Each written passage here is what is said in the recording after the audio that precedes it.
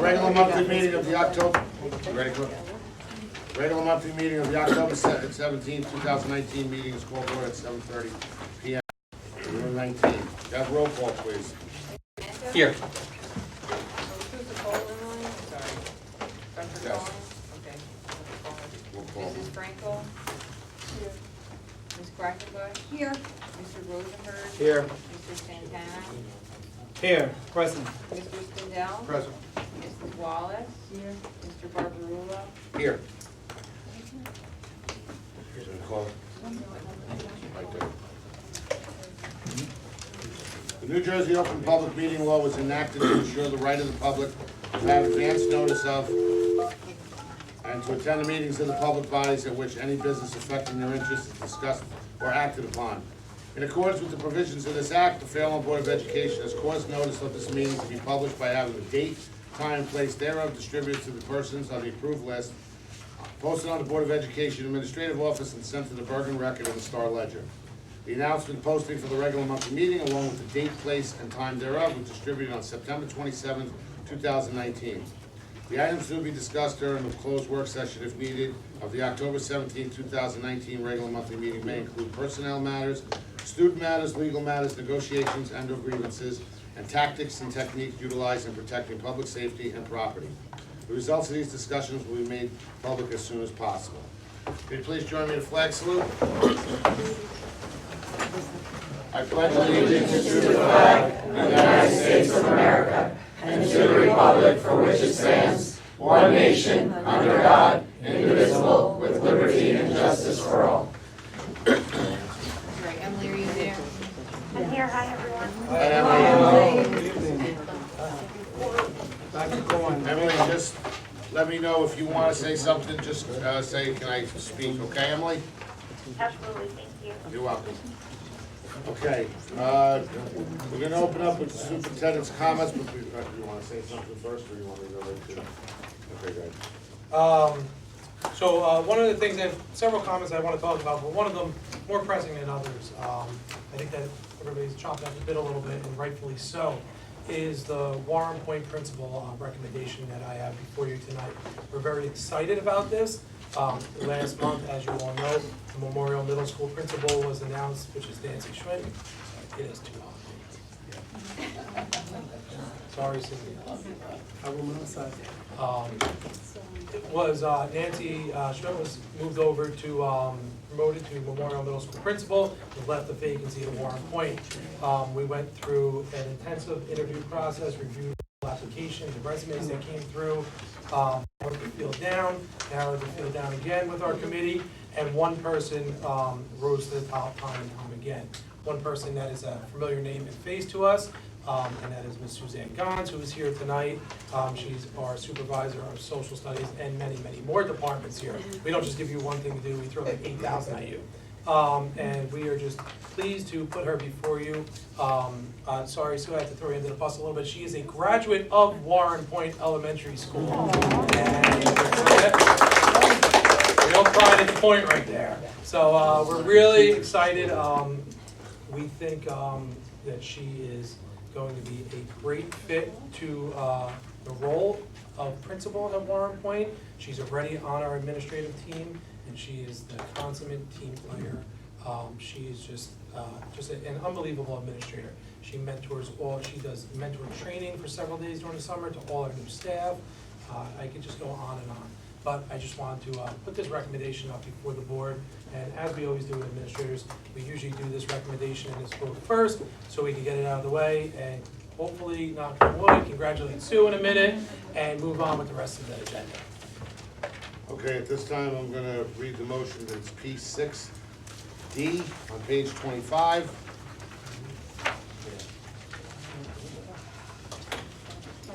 I need a motion for P6D. So moved. Second. Any questions on the motion?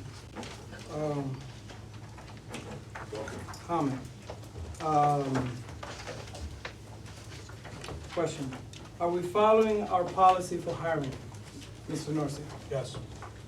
Thank you. No further questions. Mr. Barbarella. You're welcome. Okay, any other questions or comments? Okay, can I have roll call, please? Mr. Banta? Yes. Dr. Cohen? Yes. Mrs. Franco? Yes. Ms. Quackenbush? Yes. Mr. Rosenberg? Yes. Mrs. Santana? Yes. Mr. Spindell? Yes.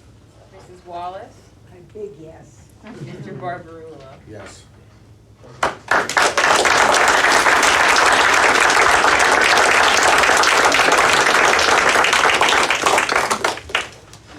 Thank you, sir. Congratulations. Thank you. I know you've done a lot for this district since I've been around, so I know the people in the point that we're very, very happy.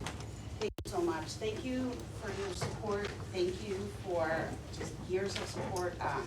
And I know I have some big shoes to fill, but Nancy's a phone call away. And as Nick said, 38 years ago, I started kindergarten in Warren Point, and I used to, when I played school, I never wanted to be the teacher. I wanted to be the principal. So this is really a lifelong dream coming true, and I really feel like I'm coming home. So thank you so much. Just remember all those things you did when you were a Yes. student. Yes. Well done, Sue. All right. Thank you.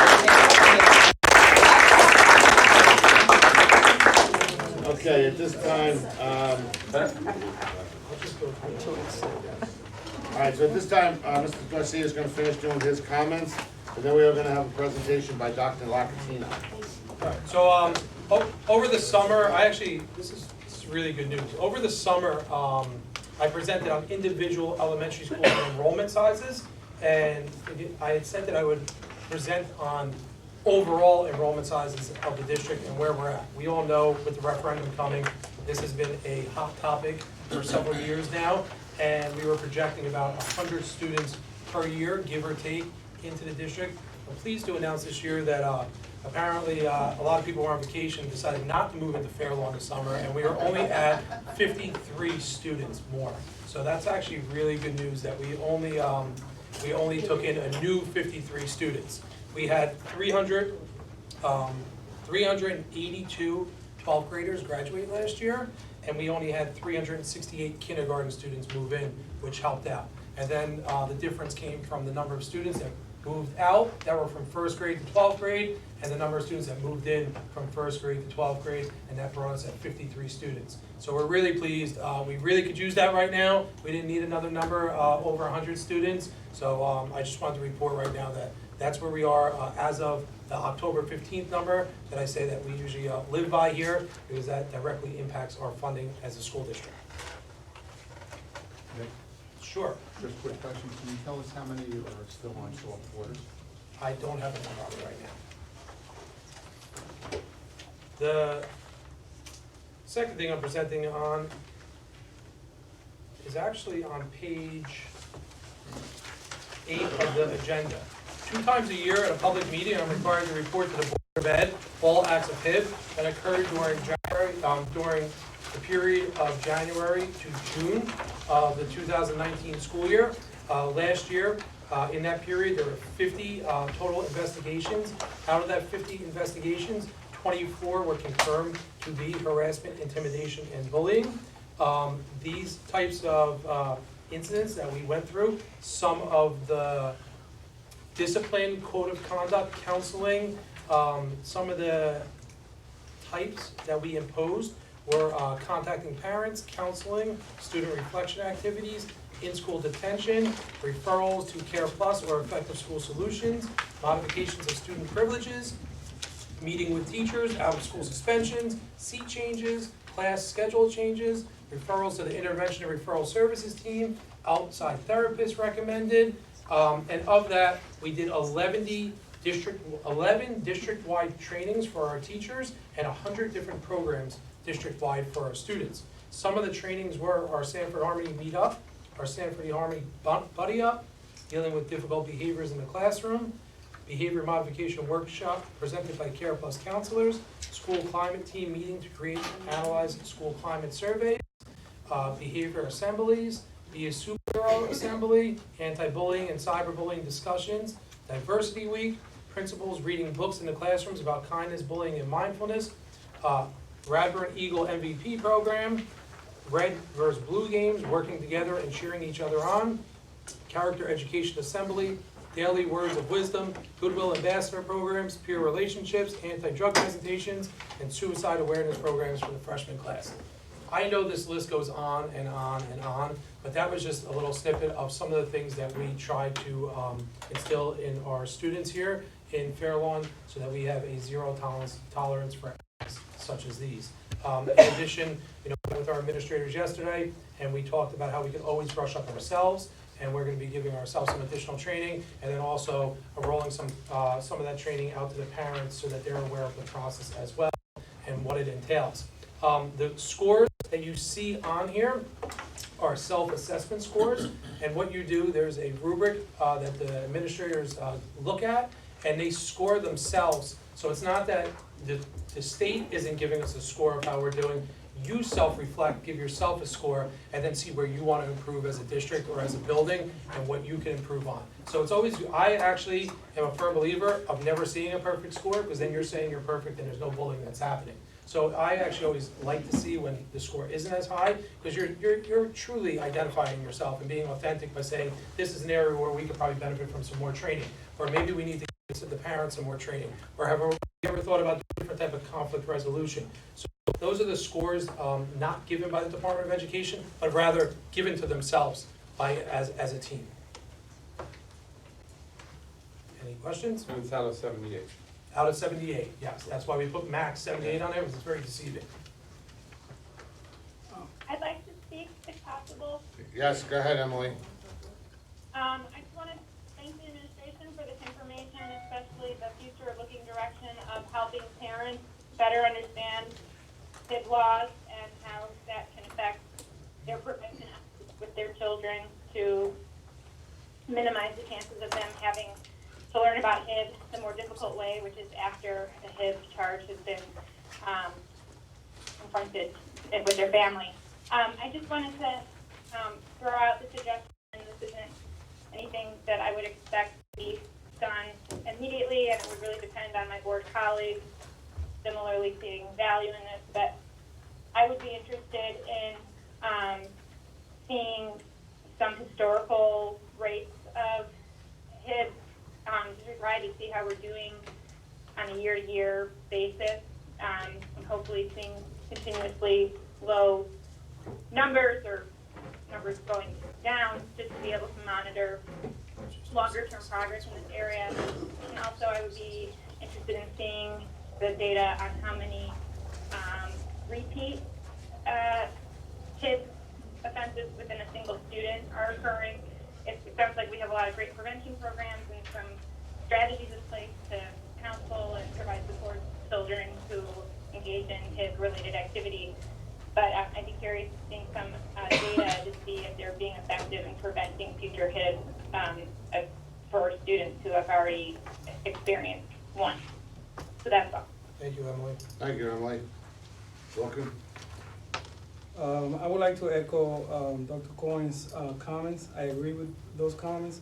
Mr. Norsha, I appreciate what the district is doing for children in this, with this issue of HIB, but I too would like to see data and evidence, concrete evidence. I did request it, and I understand that it's on the website, but I would like the entire board to receive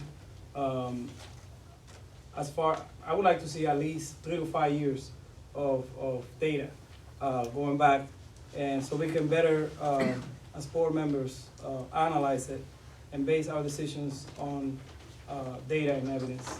So What decision are you talking about? I'm just curious about what decision. whatever decisions we'll make as we about how the district is So doing. this is, Emily and Will, can I hear both of you? It's kind of a fine line we're walking. I don't,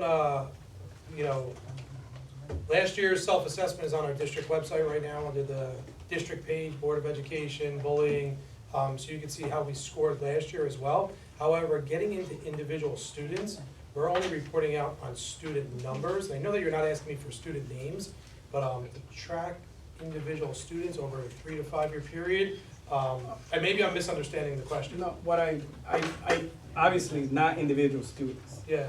Okay, the same way you have reported here, This is qualitative numbers, but we may have, this is quantitative, we might have qualitative data, such as observations of principals and teachers, as in, what's happening, So we need to have more concrete data and evidence, as we move forward. I'm not understanding, but I'll take it. Oh, this report, excuse me, with all due respect, Mr. Nelson, I would like to receive this report for the past 5 years. I don't know, That assessment report? Okay. The grades, the hit grades for the district for the past 5 years. And if the district has if the district has, I looked, I couldn't find it.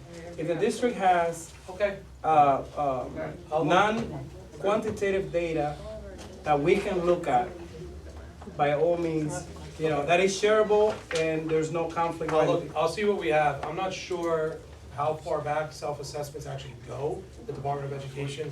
It wasn't something that they always did, it was something they rolled out years ago, but I don't know how far back, but I'll see what we have and let you know.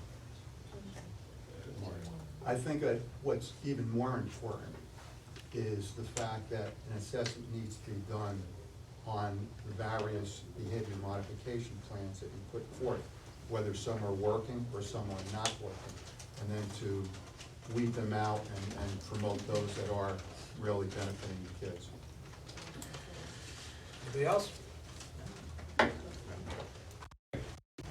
I'm gonna repeat what I said for the past, I don't know how many months. I think when it comes to us overseeing the behavior modification of kids, that we get into a very sticky wicket, because it is the administrator's job at the school level and at the top, flowing up to Nick, to make sure that the code of conduct is working, and what each individual student needs, that we could better that student. So it's very hard to say that 1 year this many kids got counseling and did it work, because every kid is different, every HIB is different, and I don't think that, I personally don't believe that that is the Board of Education, something that we should be doing. I believe that behavior in the school is the job of the superintendent and the principals. Please. I just wanted to say that if anybody wants this information, I believe it's on the agendas, because it's on our agenda. So I think it's always October, right? It's like October and May or something like that, right? So you Yes. you could look it up, because all the agendas are posted online. So if you wanted the history, you could just go back to last year's October meeting, or maybe it's November, and look at the first couple pages and find it. Mary? Just point of order for Paul, question for Paul. Can you clarify for us the board's purview here? Well, I'm not sure, that's a very broad question in terms of what are we talking about specifically, and I'm not sure what the information is specifically that's being sought. I mean, the board's role, as you know, is to see that the schools are well run, not to manage the schools. So to the extent that we may be looking for data that gives us background on HIV, that could be informational, there's certainly some potential there for appropriate statistical, analysis or input. We're not here to second guess. Once we take an action on the HIV or on an appeal, our role there is finished. But in terms of the oversight of the district, there could be aspects that the board would be interested in looking into, just to kind of get a handle on what's going on in the schools in terms of the roles of the school safety committees. Are our overall functions effective, in terms of addressing the issues? Not so much from a perspective of individual students, of course, but are we addressing the key goal of the HIV statute, which is essentially to try and eliminate harassment, intimidation, or at least to reduce it in the schools. I have a second part of my question. To Mr. Nasir, am I correct that our various programs offered to students are analyzed and are by the district, by our administration, looked at in terms of their effectiveness. I would assume that that is being done. Am I correct? I mean, we're asking very broad questions here, that here's an assembly that we did on bullying. So if there was a bullying incident 2 months later, did it happen because we didn't have 5 incidents because we had the assembly? Or is it because we only had 1 because we did the assembly? It's kind of like what came first, the chicken or the egg? So I mean, there's really no tangible way. If we're seeing an influx and, oh my God, we have 50 bullyings this month, where is this coming from? Or, so it's kind of difficult to answer. Remember, we are a district of 10 schools. And the numbers that I just rattled off to you was 50 harassment, intimidation, and bullying investigations for 10 schools over a 6-month period. I mean, you're looking at maybe 2 a school, you know, if that. I mean, it's not, we're really, I think we're getting into the weeds in this a little bit right now, but that's just my own opinion. Mark? I'm not asking about it in the comment that I made. I want to reflect on what Michael said. I think the board does have more purview into this matter. We are the ones who are overseeing the budget, and we obviously would want to put our money towards programs that are most beneficial to our students. So that's why I brought up what I'm saying. I mean, I know that Sanford Harmony has been proven to be an excellent program, and I know that there are other programs that are running well. But I do think it's definitely the job of the administration, not the job of the board to tell us what we should be running in our schools or not. But I think, and I'm sure, as Elise said, there is some kind of an assessment being done so that we can spend our money most cost efficiently on things that do work. I strongly agree with Mr. Spindell. We're not micromanaging the district. We are board members. We're not, just because we are asking questions, that doesn't mean we are micromanaging. We are doing our due diligence as board members, as elected representative of the people of Fairlawn, to ask the necessary questions. And no one should fear information. Just asking for the information is not putting any preconceived judgment on it. Let's see what the data tells us. Now, if this is a district self-reported, like Mr. Spindell stated, we, the board, are the ones who have the purview of overseeing the budget. And it's the job of the administration to come up with the programs. So we want to do an analysis and have input, just like Mr. Green stated. So no one should fear asking questions, saying why, how, and how can we improve. No one. Because if I may,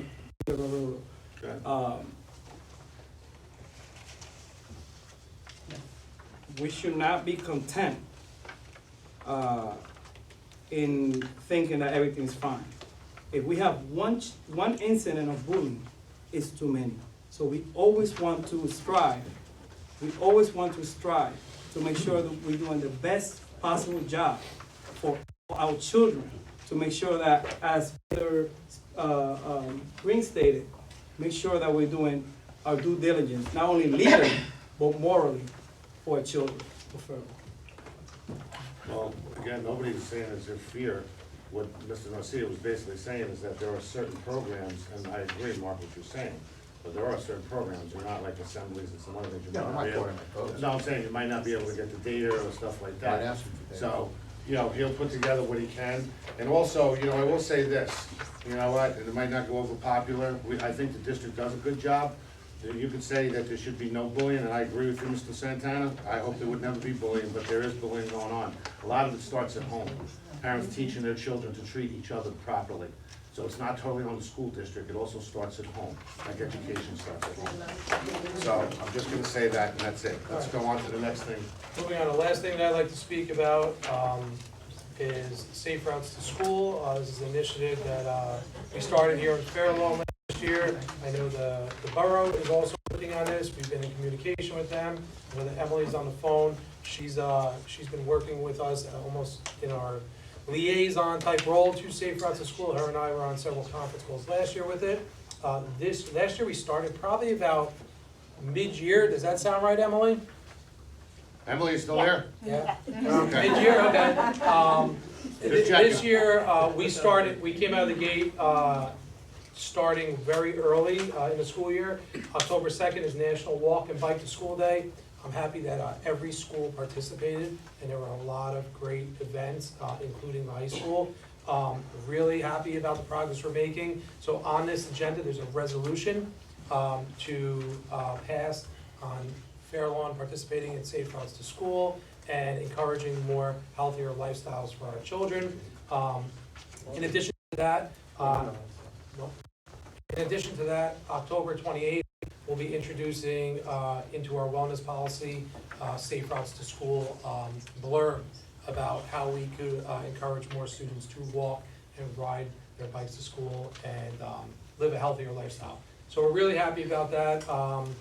And we also had Lisa Lee from Safe Routes to School come and present to all our administrators yesterday in our admin team meeting. So you may hear your son or daughter come home and say, they may have had to do something in class. We're gonna take tallies on how many kids walk to school, how many kids ride their bikes to school, who wears a helmet, does mom or dad drop me off at the corner, do I walk a little bit? So we're trying to collect some data on that and try to reach a great level of encouraging a healthy lifestyle. Emily, thank you for all your work on this. Great idea. Thank you to the administration for running with it. God bless you. Okay, at this time, I'm gonna turn over the meeting to Dr. Lapatina, who's gonna give us a presentation. If everybody wants to be up on this board right here, if you cannot see, or if there's any board members in your way, we'll ask them to step back a little bit. If they can everybody see?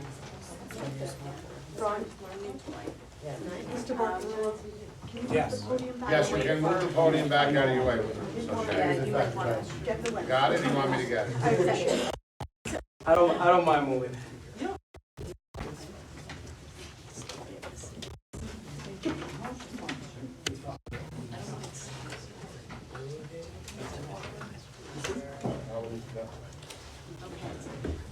See here, this is the back. So good evening, everybody. Tonight I'm going to talk about our NJSLA results district-wide, as well as some other assessment results of other various tests. We are required by law to present on these results, so you've probably seen a similar presentation in the past. So again, just to review, we now take the NJSLA instead of the PARC. It has replaced the PARC. It's a short test. It's similar, but not exactly the same. Mr. Barber loves that it's shorter, as do most of us. Basically, what it's trying to do is measure students' college and career readiness. Students in grades 3 to 10 last year primarily took the assessments. What happened was the state of New Jersey realized, oh my goodness, we're not really following the rules. Students in grade 11 are supposed to take a single test in order to graduate high school. And what happened with PARC is students were required to take the Algebra 1 test and ELA 10. Well, some of our students were taking Algebra 1 in 7th grade, meeting their high school graduation requirements. So the state realized, oh my goodness, we're not really quite following the rules, so we're not gonna have 11th graders take the tests. This was last year. They don't have to take it. So it was optional. I'm going to tell you, you're gonna see, instead of 400 11th graders taking the test, we had 40, and I'll talk about that a little bit later on. So, you know, we're gonna be doing some comparisons between years of testing. Keep in mind, we're comparing PARC to NJSLA, not the exact same test, and we're comparing in grade 11 with not the same set of students, and not the same cohort when we look longitudinally. So very few students in grade 11 took the assessment last year. In addition to the ELA in grades 3 through 10, we also had ended course Algebra 1, Geometry, and Algebra 2. Last year we had a new science test. We do not have that available yet. It's a brand new test, so I will not be reporting on that this evening. So again, just as a reminder, there are 5 levels of proficiency, ranging from level 1, not yet meeting the grade level expectations, to grade level, so level 5, which is exceeding grade level expectations. So students either don't meet them, partially meet them, they're approaching those expectations, they meet them, or they exceed. We are always looking for levels 4 and 5 for our students in order to show proficiency in each of the areas. So the first slide we're going to report on is in English language arts, and basically what we're showing you is simply by grade level, and I didn't include grade 11 because again, last year, there really were hardly any that took it. You will see the numbers of students tested in 2018 compared to the number of students tested in 2019. Not very interesting data required to show you by the State Department, so I'm sharing that information with you. Okay? And this is basically the number of valid scores. So we may have had 360 students test, but some students might have finished or answered enough in order to get a valid test score. So that's in English language arts. This is in math, same thing, number of students tested in 2018 and number of students tested in 2019.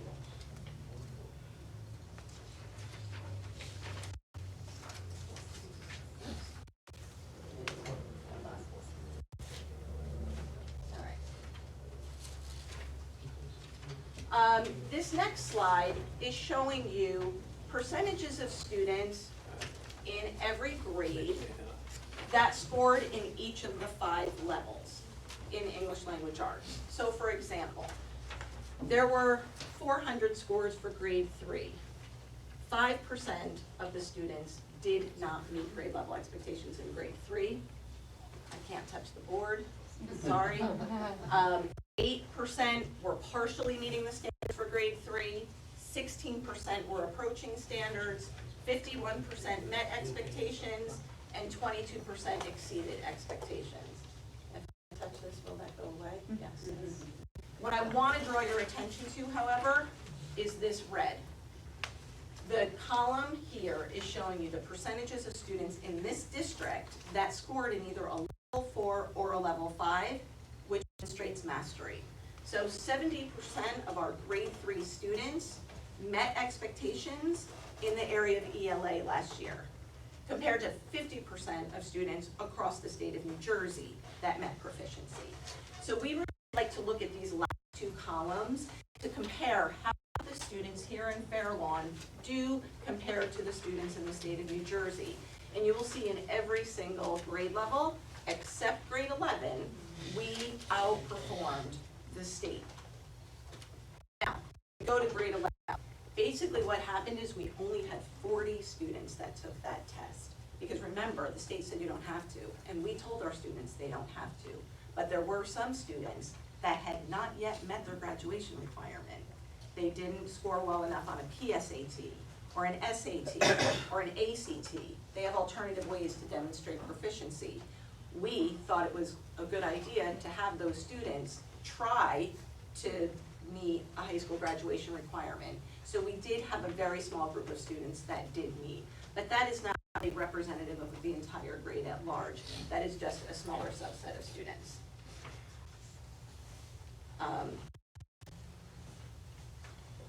This is a graph, same exact information, just in a pretty bar graph. Fair Lawn is red, and New Jersey is blue. That's just taking all that information, that last 2 columns, putting it into a pretty bar graph for you so you can easily see the data. And once again, grades 3 through 8, you can see that we greatly outperform students across the state of New Jersey. And in grades 9 through 11, again, you can see how we performed. Same thing for math. We are showing you every grade level and end of course, Algebra 1, Geometry, and Algebra 2. You can once again see the percentages of students in every grade and how they performed within level 1 through 5. Once again, I'm going to draw your attention to the last 2 columns where you will see district scores. How did students perform in levels 4 and 5 compared to how the state did? Once again, you will see that we greatly outperformed the state in every category. Did you add I mean, algebra that's- two on the bottom correctly? Should it be 68? It should be 68, yes. We're gonna hold all questions till we're done with the presentation, just to make Questions, it. so we're done. Okay. Yeah, there's a lot of slides here. And yes, I'll see where, if it was an adding mistake or if it should have said a different number. Once again, here is the bar graph showing you grades 3 through 8, how we did in red compared to the state in blue. And end of course assessments, algebra, geometry, and algebra 2. So once again, students in Fairlawn are doing very well. We should be proud of them.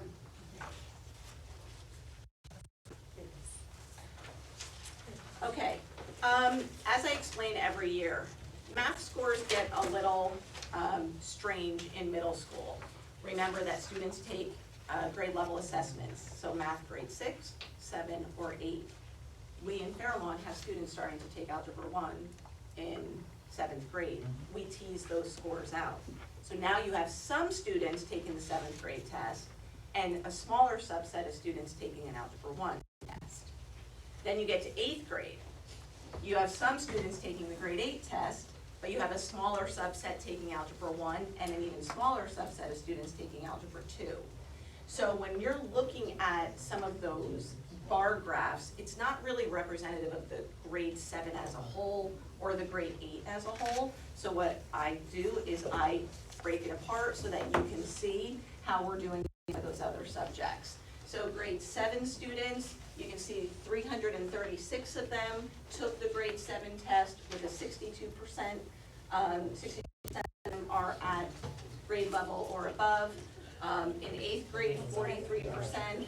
Algebra 1, 100% of our students in 7th and 8th grade passed the end of course assessment.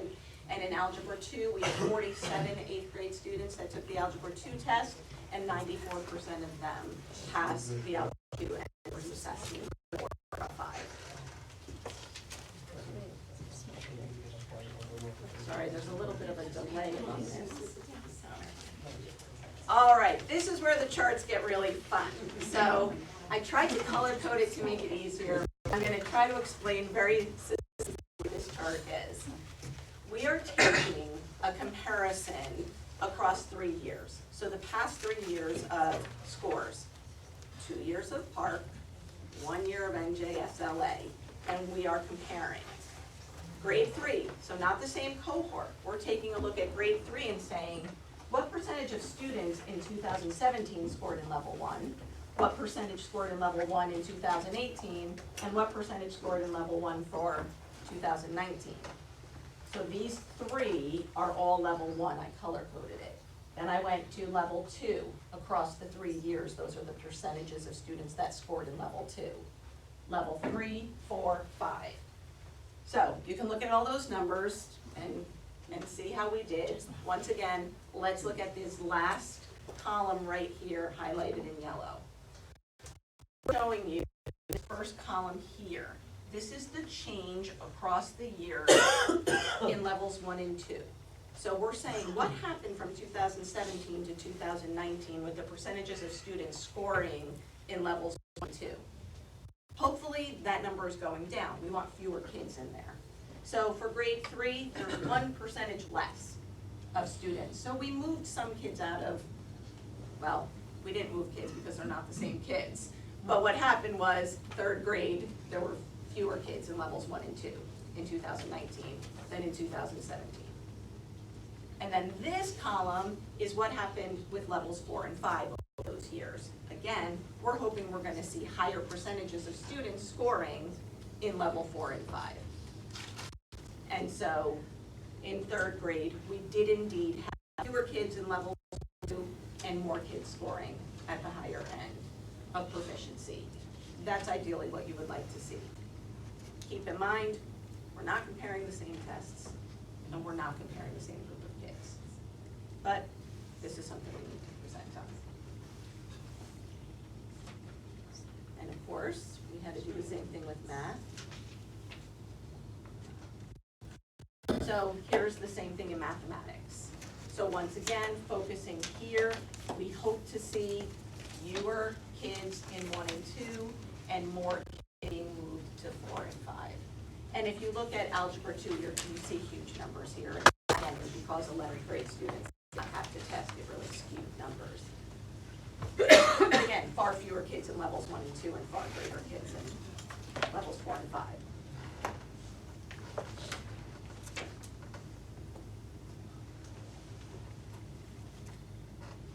Okay, another thing that we have to report out on are our subgroup categories. So when we get the information from NJSLA and from Pearson, what happens is it breaks the data into various categories. We look at the gender, we look at ethnicities and race, we look at economically disadvantaged data. Those are our students that get free and reduced lunch. We look at students with disabilities, general education students, students with 504, ELL students, English language learners, and migrant students. We don't have any migrant students here in Fair Lawn. And so what this chart is showing you is, again, the percentage of students that met or exceeded expectations. So again, level 4 and 5, what percentage of our students within each grade level in each category reach that level? You will notice there are a lot of NAs.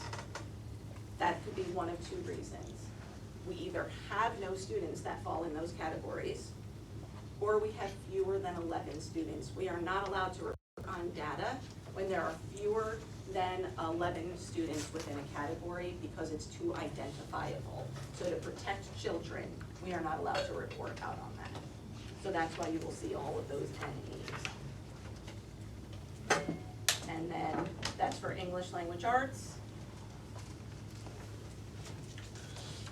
This is the economically disadvantaged, the student with disabilities, English language learner, and migrant categories for those same grade levels in English language arts. And again, it's a lot of data to absorb. That's why you, the board, have a copy of this, and we'll be posting on our website after the presentation. And then we do the same thing for math.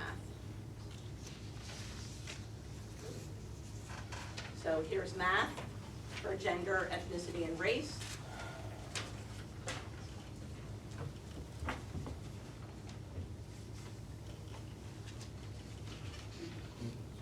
Yeah, it's just a little delayed.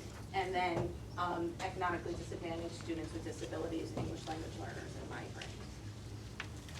So again, a lot of information to digest, but what happens in the next set of slides is that the state asks us to follow some of those subgroup categories across the years. So another really dense chart that shows the subcategory score in 2018 compared to 2019. What I did, just to make this a little bit, hopefully, more understandable, I highlighted in yellow those areas where we improved. Again, keep in mind, not the same test, not the same group of kids. But we are showing improvements in scores across certain categories. So here is an area. Like I said, it would be more interesting, instead of just looking at third grade to third grade and fourth grade to fourth grade, what happened to a fourth grade in 2018 and looked at the similar cohort in fifth grade the year after.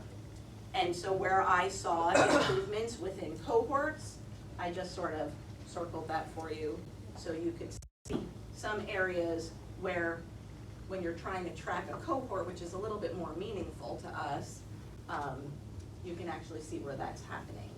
So you have, for example, economically disadvantaged students in grade 4 improved their scores in English language arts in grade 5.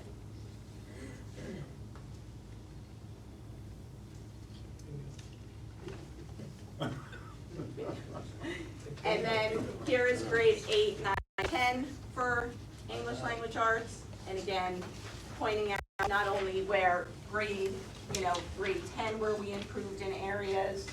Again, let's look across cohorts and see where we improved. So a couple of those as well. Same thing for math. So highlighted in yellow, just, again, keeping from grade 4 to grade 4 comparisons. same grade comparisons are in yellow, and then trying to circle in red where we had cohorts of improvement. And this is for math.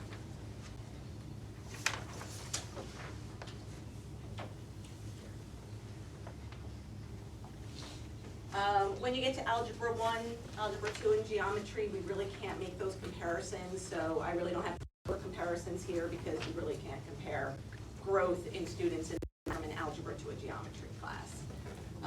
So, again, this is just showing you from one year to the next within the same grade level or the end of course, how students did in the various subcategories.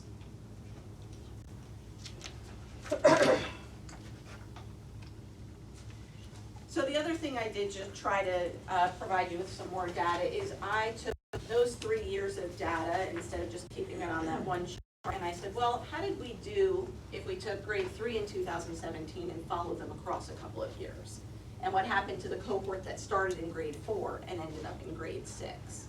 So you can see students that were in grade 3 in 2017, basically the same cohort of students in grade 5 in 2019, their English language arts scores in levels 4 and 5 improved by 14 percentage points.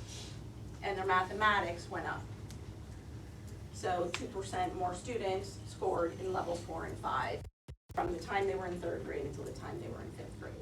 So again, you can see the comparisons across the years. So the parts that we want to take a look at on this slide are obviously in math. Reading, we did pretty good. We improved. We didn't improve much between grades 5 and 7 and 6 and 8, but it was a minimal drop in grades. But when you look at mathematics, obviously we have a -13, a -16, and a -23. So that would be something that would jump out at us, obviously, and we have to ask ourselves, why is that happening?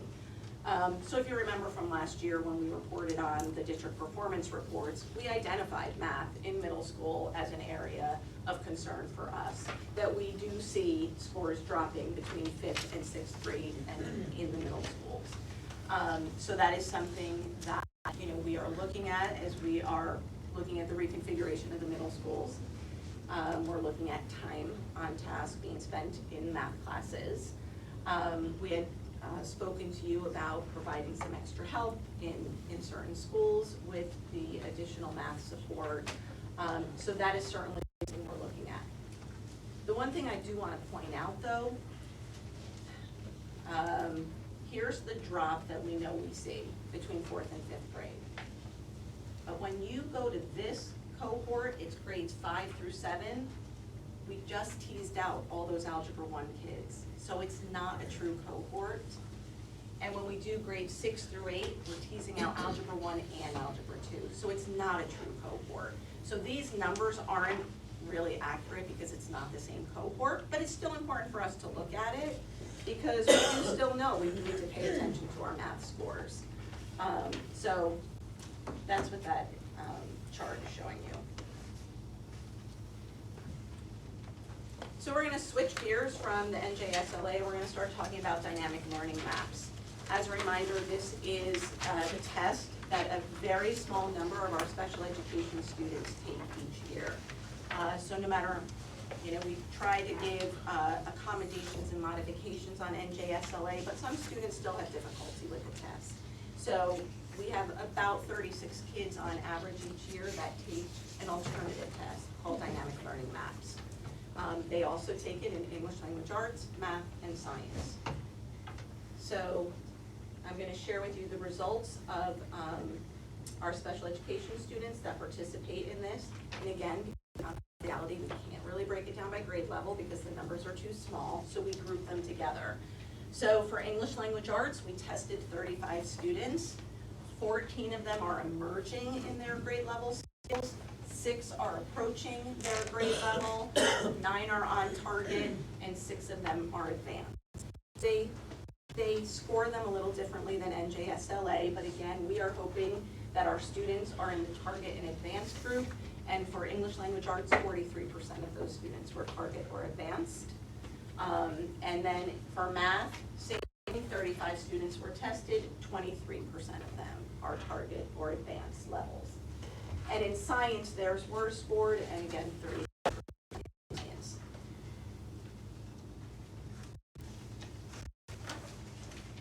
I did a cohort comparison here too, you know, trying to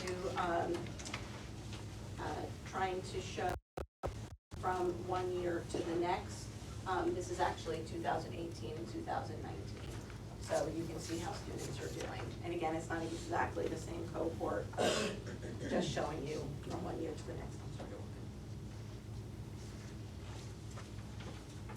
We also test our English language learners every year. We are required to provide them with a test called Access.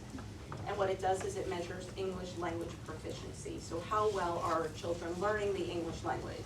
So it's not reading comprehension like the EA test. It's really listening, speaking, reading, and writing. So understanding and mastering English language. And kindergarten through 12th grade students get assessed in this every year. So once again, you can see our results from 2018. You will see the number of students tested in each grade level and what percentage of them were advanced proficient in their English, and then the same thing for 2019. This 5, 7 I clumped together, and 10 through 12 I clumped together because once again there are not enough. There are too few students in each of those grade levels for me to report out on the data. So you can see obviously we get the greatest number of English language learners in our lower grades and much fewer at the high school level.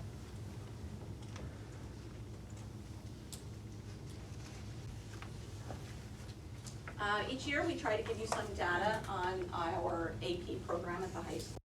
So we offered 26 AP courses last year, and students participated in AP exams in all of those courses. And we know that most colleges will accept a score of 3 or higher. Many colleges will accept a score of 3 or higher on an AP exam, and they will get credit for them in college. So we had 292 students participate in 727 different AP exams. So obviously they took multiple tests. And you can see our scores. 28% of our students scored a perfect 5. 35% of our students scored a 4. 24% scored a 3. And 12.5% scored either a 1 or a 2. So basically, students earned a 3 or higher on 87.5% of our AP. It's really amazing. They're taking them in a variety of subjects, whether it's social studies, physics, Calc, BC, statistics, the list goes on and on, 26 different exams. And here's a 5-year trend of how our students did. So Fair Lawn students are in blue, compared to how students perform in the state of New Jersey in green and globally in yellow. So this shows the percentage of students taking the AP test that scored a 3, a 4, or a 5. So once again, our students do very well compared to New Jersey averages and around the globe. So some achievements that we would like to share with you. As you saw from these scores, our students scored higher than the state average in all but one grade level in subject, and that was our English grade 11. 100% of students in 7th and 8th grade achieved proficiency on the Algebra 1 assessment, while 94% of our 8th grade students achieved proficiency on the Algebra 2. And our students earned 3 or higher on 87.5% of our AP exams. We're really happy about all of that data and really just wanted to highlight that. But in addition, we have 14 high school juniors that are currently enrolled in Bergen Community College going for their associate's degree while they're still finishing high school. We have instituted and implemented a one-to-one technology initiative this year at the high school. We are rolling that out. We're really proud of that achievement, and we are certain that that is going to help our students achieve even more. Fair Lawn was ranked 17th best school district in the state in 2019, according to niche.com. And the high school was ranked 34th as the best public high school in the state, according to that same poll. And Fair Lawn High School was ranked 60th in New Jersey and 1,417th in the United States according to the U.S. News and World Report, which came out last April. So there's some really interesting figures and numbers and things that we are really super proud of here in Fairlawn. And we can go on and on about lots of achievements of individual students. We would be here a really long time.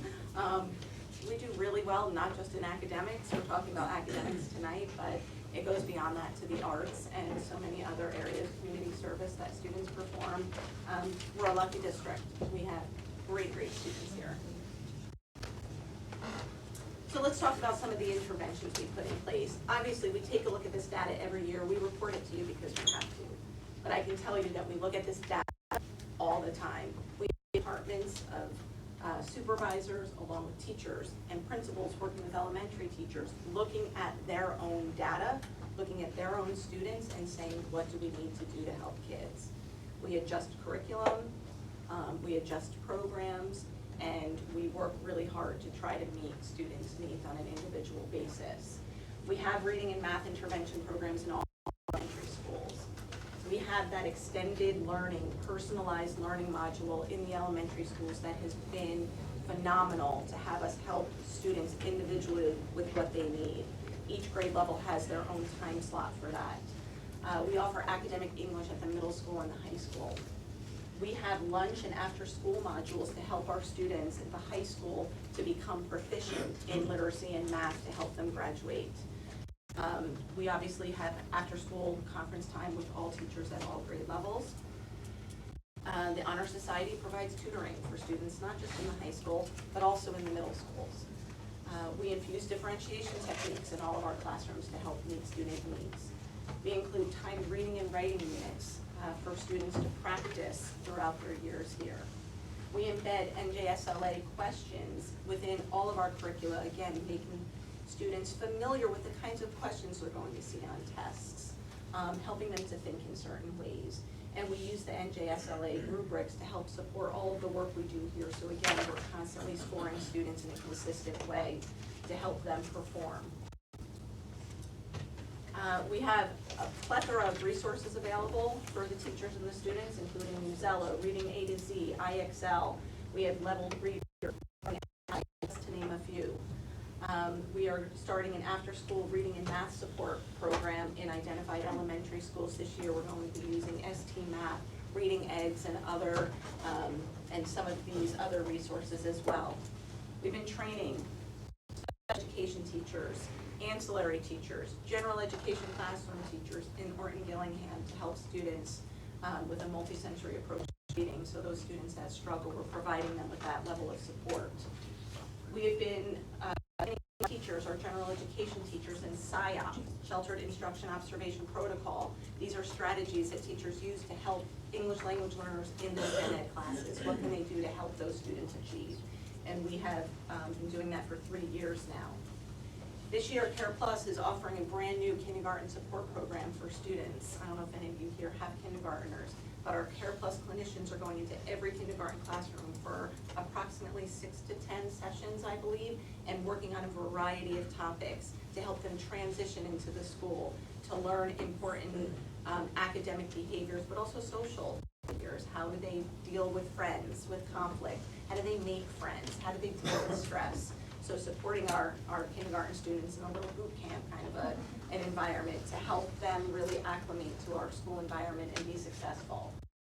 We hired a new ELL auxiliary teacher at the high school. This is brand new. We're using funds from our ESSA grant, where we have a teacher that's pushing in to support our Ls at the high school level. These are students that are learning the English language, but then have to learn words like photosynthesis and deoxyribonucleic acid, words that we can't say when we've learned English our entire lives. And so trying to teach them not just English, but academic language.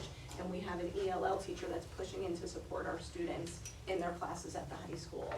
And we started to address chronic absenteeism. We told you that last year with our DPRs, our district performance reports, that absenteeism is an issue someplace. Our students can't perform if they're not here. So we're trying to educate our families, and we're putting information out once a month. The latest installment is coming out this week, and we're providing parents with just one-pagers information about, did you know that this is what absenteeism does and how it impacts children from the time they're in preschool if they're missing too much class. So we're really trying to put interventions in place in a variety of ways to help our students be more successful in the classrooms. There is a brand new guide that's out this year by the New Jersey Department of Education, which explains the NJSLA, it explains the scores and what they mean. So that will be part of this presentation as well, so it's available to parents if they would like to take a look at it. The link is here. And that's it.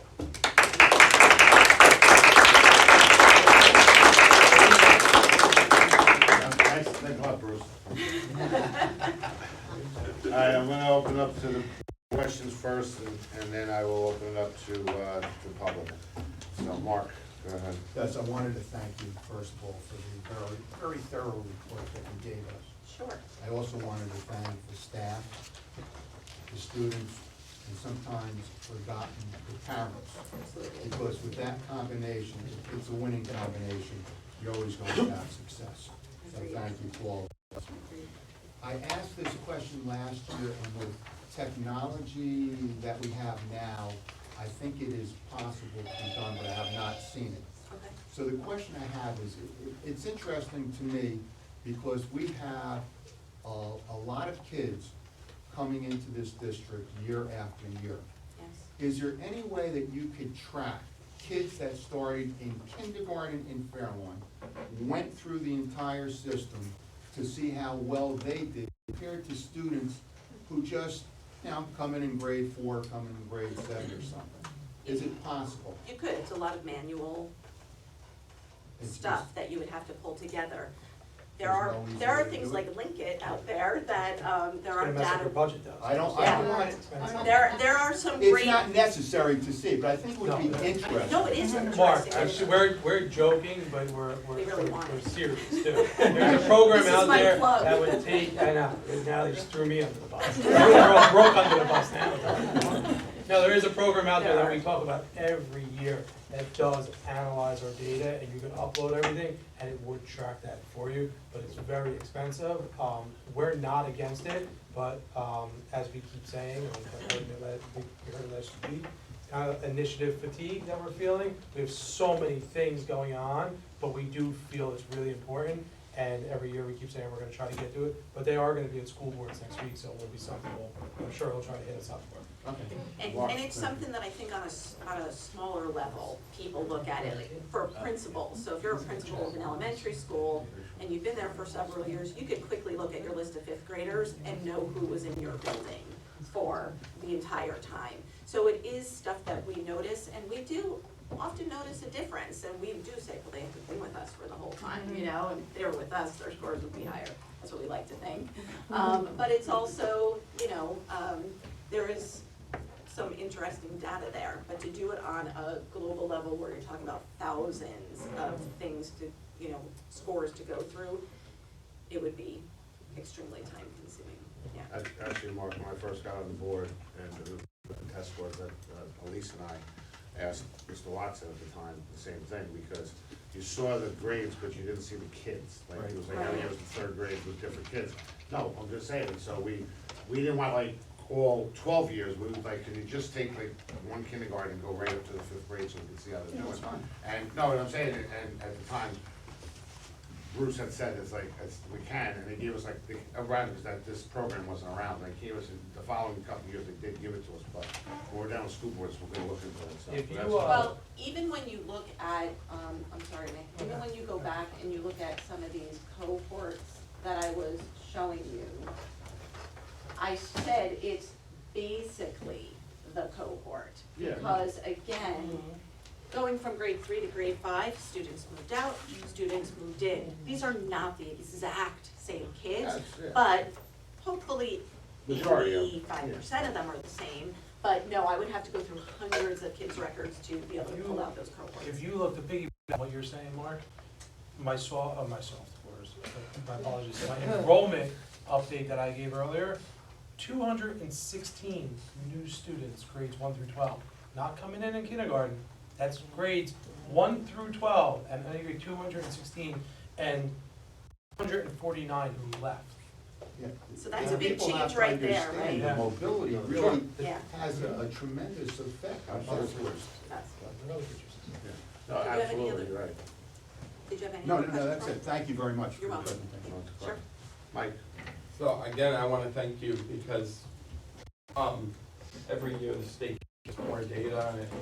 I remember when Bruce used to go through, well, his 110 slides, but the most important to me was always the cohort, yeah, because every grade of school, every group of kids is different. Yes. And to think that they're not is like,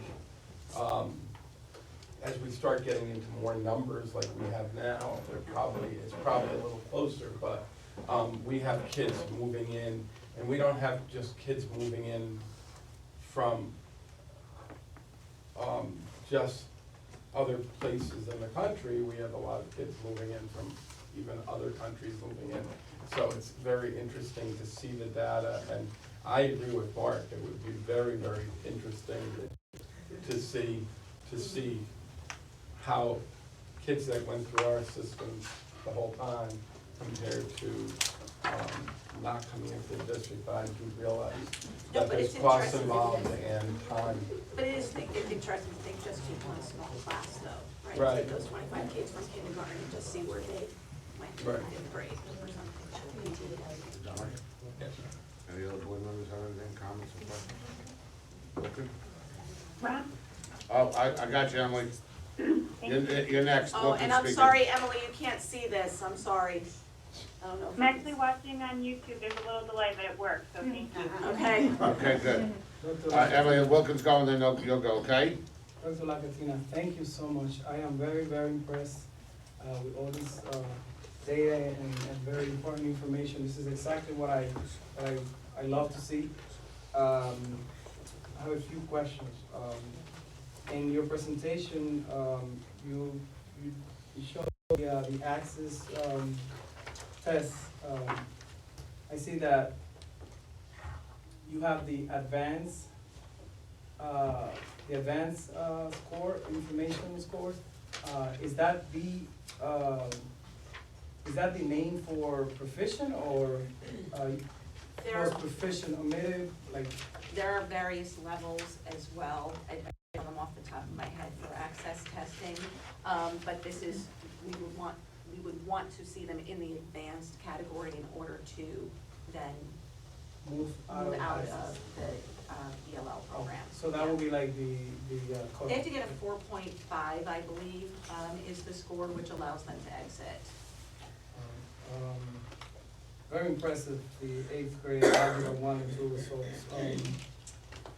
Is the district planning to send any, with the absenteeism letters, are we sending any letters in Russian, Spanish, and Hebrew also? To meet the needs of those households that have those languages as primary, according to, the data we have? Right now, they're just in English. Because we do have, according to the data the district reported to the Department of Education, we have it's sizable.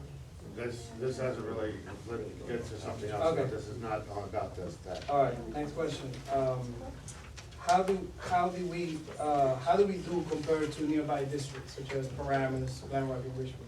I don't have that data here right now. Does the district have that data? That was the state. We can go on to the State Department's website and gather all of that. Okay. Yeah, it's public, most of it's public data. I don't know if they do the subgroup data on that website or not, I'm not sure. Is the district planning to provide any professional development for middle school math teachers? We always provide. Professional development We always do. as a result of the plan that the district has in As a- place? There's nothing specific as a result of this, but there's always professional development. We just have brand new textbooks in recent years that we feel, will be beneficial.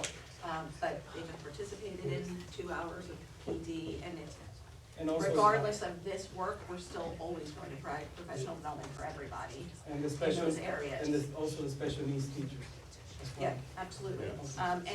And one nice thing that we do is we invite our special education teachers and our teachers of Ls to be part of our regular professional development, because they are teaching our students math, so they need to get the professional development, not just in areas of special education, which they do, but they also need to have the content professional development as well. So, you know, Camille and I work very closely to make sure that those teachers are included in that professional development. Mr. Norso, will this presentation will be posted online, parents? Yeah, Thank you. Should Thank be you. up tomorrow. Thank you so much. I'm very impressed. Any other board members? Emily. Oh, Emily, go ahead, I'm sorry. Sorry, Emily. Didn't see your hand. Still here. I just wanted to say thank you to the administration for another wonderful presentation. I remember this presentation from last year, and it's really helpful to see all these numbers, and I think there's tons to be proud of in these data, especially as it concerns the progress the district is making in closing the achievement gap among our diverse groups of learners by sociodemographic position. I did want to raise my voice around the middle school math scores, which was also apparent from the data last year. And I have one question and then one comment that's kind of a question also. So the first question is, I understand that those negatives in those particular cells, it likely partially reflects the fact that there's more accelerated learners in middle school math who are selecting into Algebra 2 over time, and so that's partly why we see negative numbers there. I'm wondering, the way the state gives the data to the district, is there any way to identify individual students and pull them out of the analysis to see among the students who do not go on to take Algebra 2 in middle school, what's their average trajectory over the middle school experience? Yes, we can pull that data out. And part of it is in here, but I don't think I did it longitudinally, Emily. Let me just back up for a second. I'm gonna let Nick talk while I We were, look for when we something. were analyzing the data, Natalie and I were looking at pockets and areas that really stood out to us and trying to look at, dig deep and look at individual students and say like, what is going on here? I know Wilkin brought it up, you brought it up. You didn't have to bring it up for us to even say, the middle school math is a concern. And we knew that, and we said it back in the spring. It's something we're looking at, because there's a clear dip in the time that students are receiving math at the middle school as compared to elementary school. So that's part of the 5 through 8 configuration that we actually had a meeting today on, that we're continuing to look at to see how we can help that for next school year, so that we can increase time at the middle school for our students, because it's clear. We know that's an area that we're struggling in as a district, and how we can hopefully help increase that. So Emily, I'm Yeah, not sure if you can see the slide that's on the board right now, but it's the one that breaks down grades 7 and 8 separate from Algebra 1 and Algebra 2. So what I can do is I can try to find this data from some past years, and then we can see what happens. Because I manually pulled this out to create this slide, and so it's something I could probably do, is the answer. I think that would be helpful to understand the extent to which those two contributors to that dip, it's kind of hard to know how much of that dip is happening without accounting for that selection factor. But if you have the data to be able to do that, I guess. Exactly, and as you had said, before, and what I was saying is that some of that dip is the Algebra 1 and Algebra 2, but it's not all of it, I don't believe. Right. Because we see that dip in sixth grade. My other kind of question/comment, and it gets to what Nick shared, which I really appreciate. I would think that more time in the day on mathematics will help to prevent this dip over time.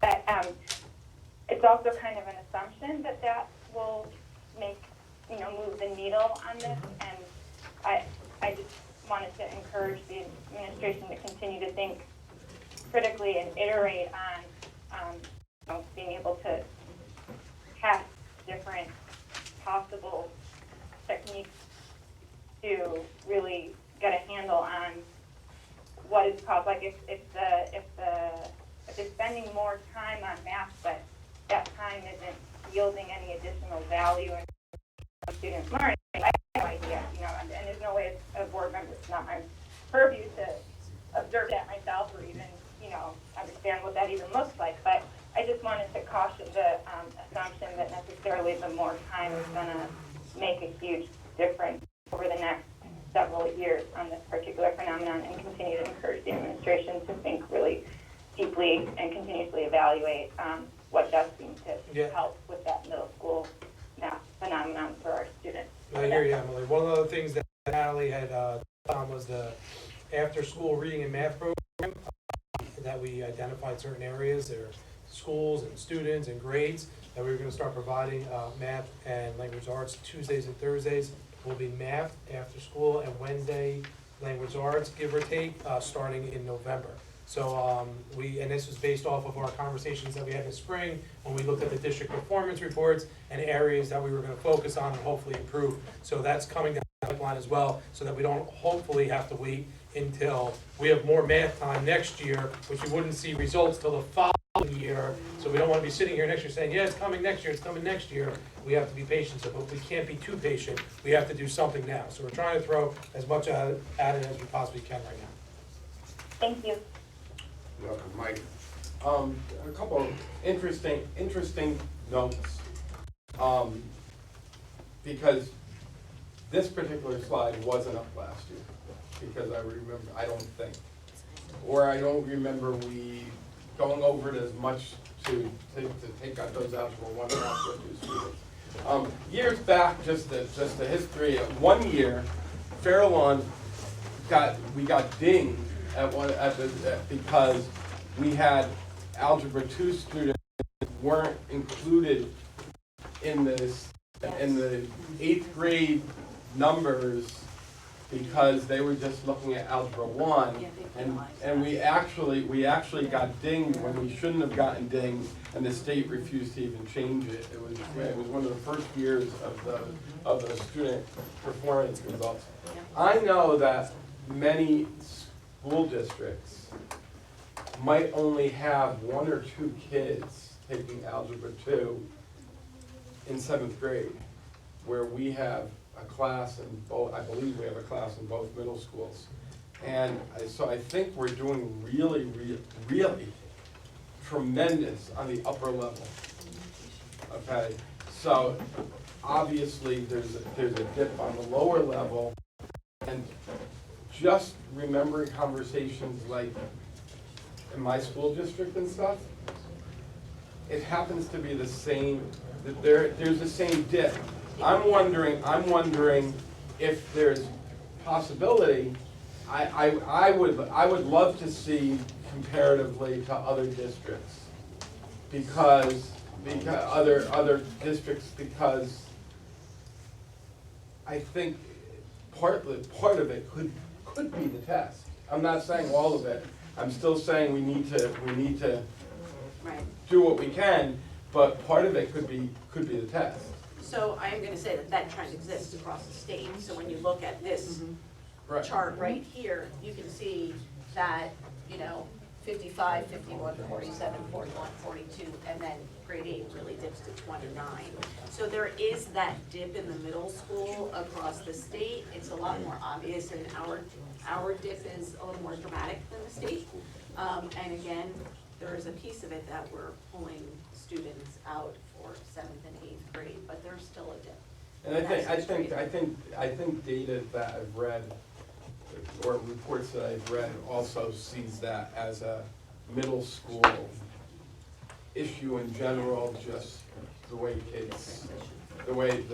kids are going into middle school and the way they're thinking and the socio parts of it too. But this is an incredible amount of data, and I can't imagine how much time you spent on this.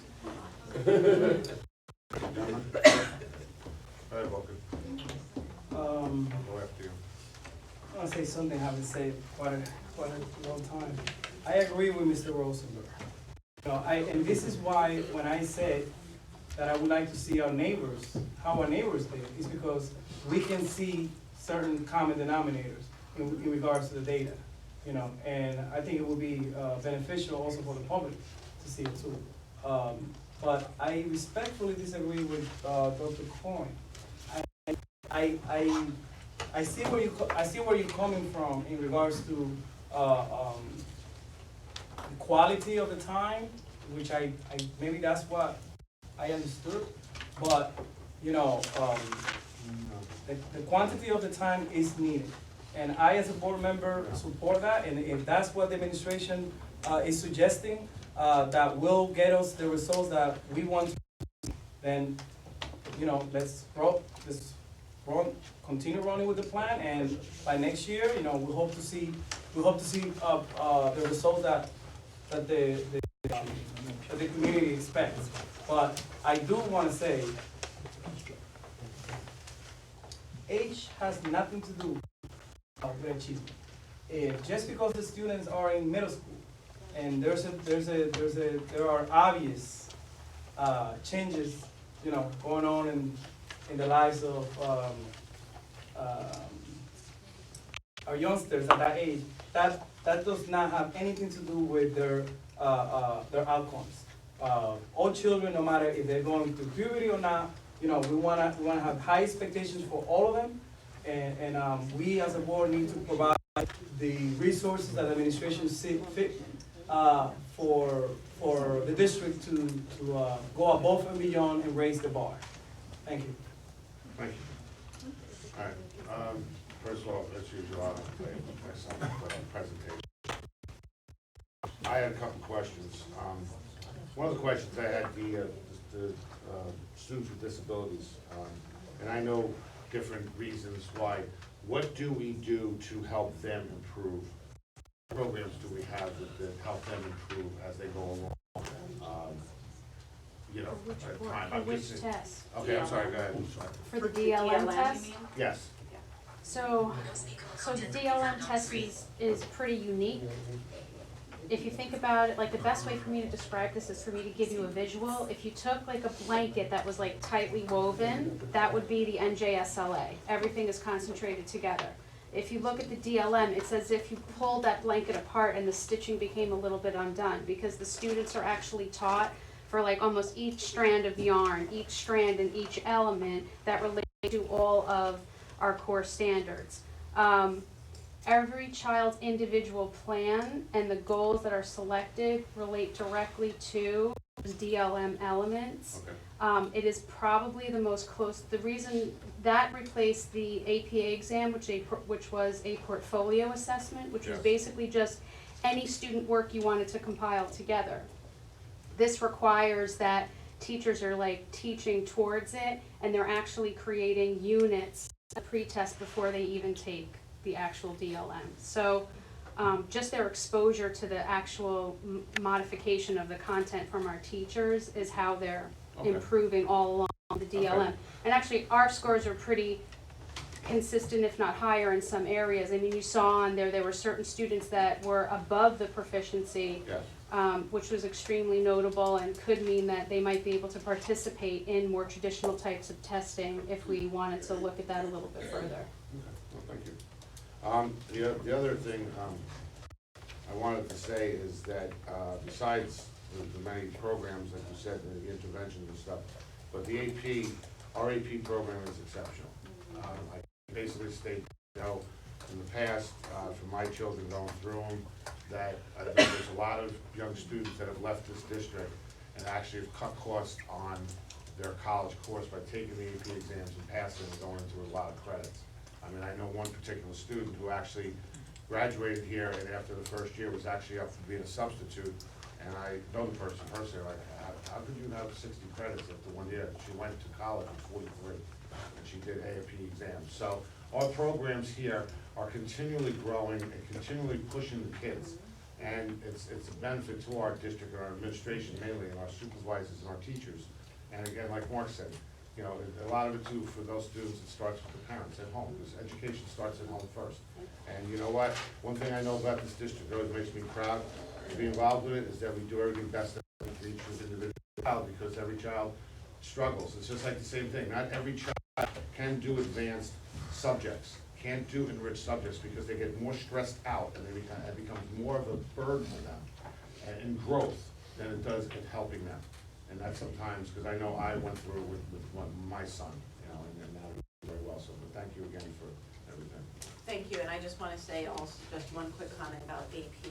I want to give credit to the teachers and credit to the board, because the teachers want to get trained in AP, and the board supports that. And so the fact that we train our teachers and we send them to 3, 4, and 5 day long trainings enables them to teach the courses the way they need to be taught, which enables our students to do so well. So kudos to the teachers for wanting to do that and the board for allowing it. So thank you. Any other board members? At this time, on the presentation, does any public members have any comments? Please step to the podium, state your name and sign in, please. Hi, Lisa Sensek at Warren Point Elementary School. I have a question about the after-school reading and math support. Is that open from K through 5? It's going to be grades 3 through 5. 3 through 5. Do they have to be recommended by a teacher? There are going to be eligibility criteria for that. And so is it, what makes it different than homework help? We're going to have a program that we're going to be part of with a certified teacher in the room, and it's going to be about 35 minutes a day. So it's a supplement, it's something in addition to? Yes. Okay, and then the Care Plus in the kindergarten support, my only comment is that I think it's wonderful. Thank you. Thank you. And that came out of actually a committee. We meet every year to talk about the ESSA grant, and we have representatives, teachers, paras, parents, board, so many administrators, community folks. And one thing that came out was trying to do something over the summer, like a kindergarten boot camp. But we would never get all of our kindergarten students here over the summer, and we want a captive audience. So Care Plus is working with us to do that during the school year. That's great. So we're thrilled. Thank you. Thank you. Anybody else? Comments?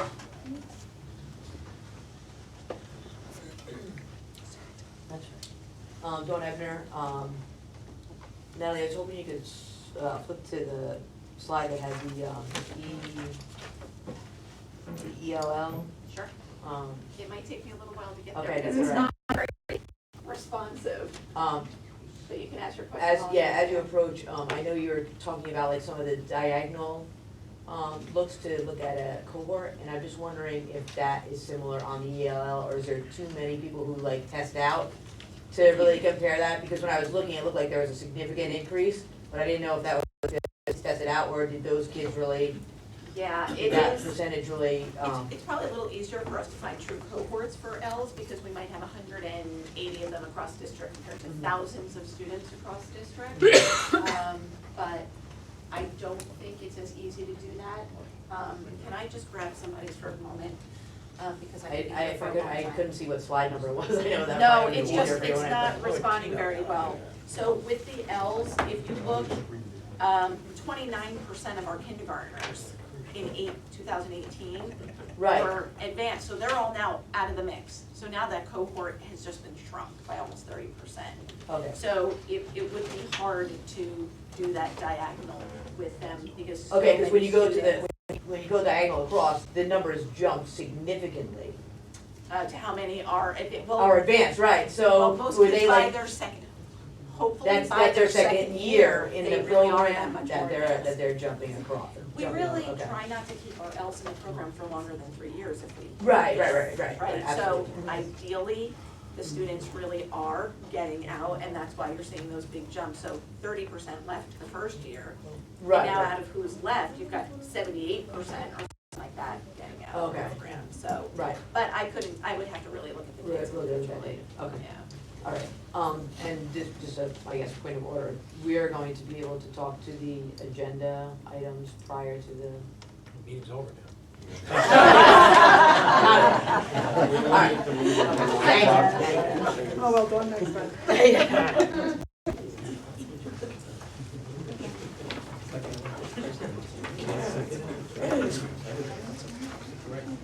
Joan Taylor, that's 19, so Natalie, and thank you for doing a great job.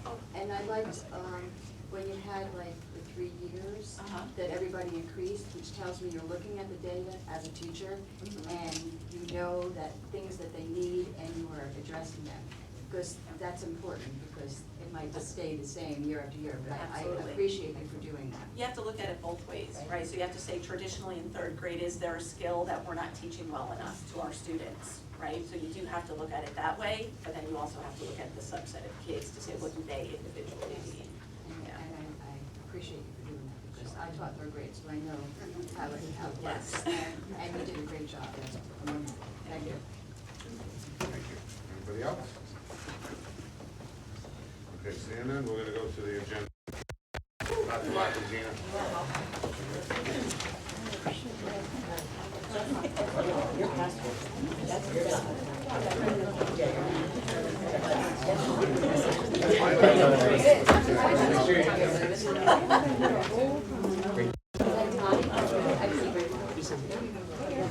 Okay, this time, does any public members have any comments on agenda items? Only comments on agenda items. Board members, public comments on the agenda items. First on page 8. Item S2. I know that there was quite a bit of discussion about item S2, and I happen to be one of the members of the school climate committee at the high school, and there's a rubric that goes along with this stuff, and I will tell you that we are extremely critical of ourselves. It's not based on the number of HIV-related reports that take place.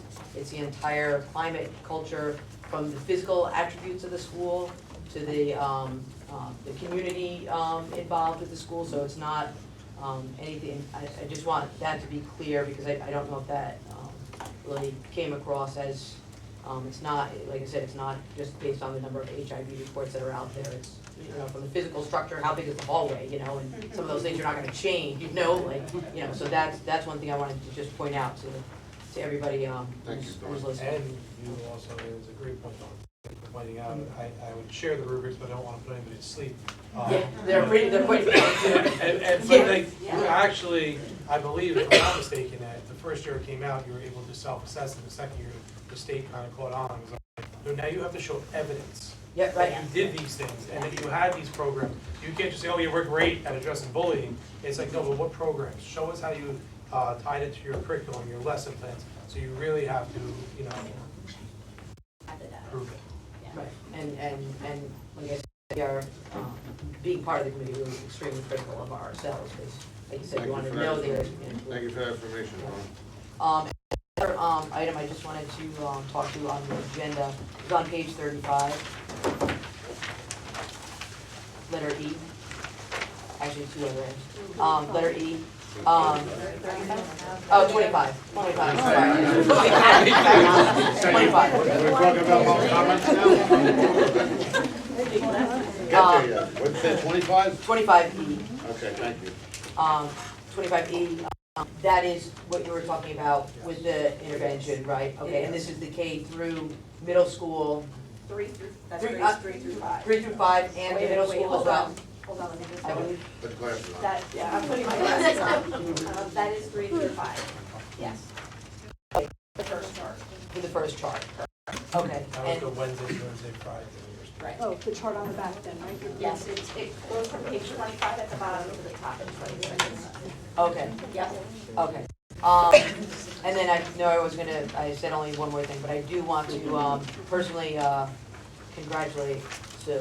I work with Sue as a teacher. I know she's a supervisor now, and just fantastic person. So I just want to say thank you. Thank you. Yeah.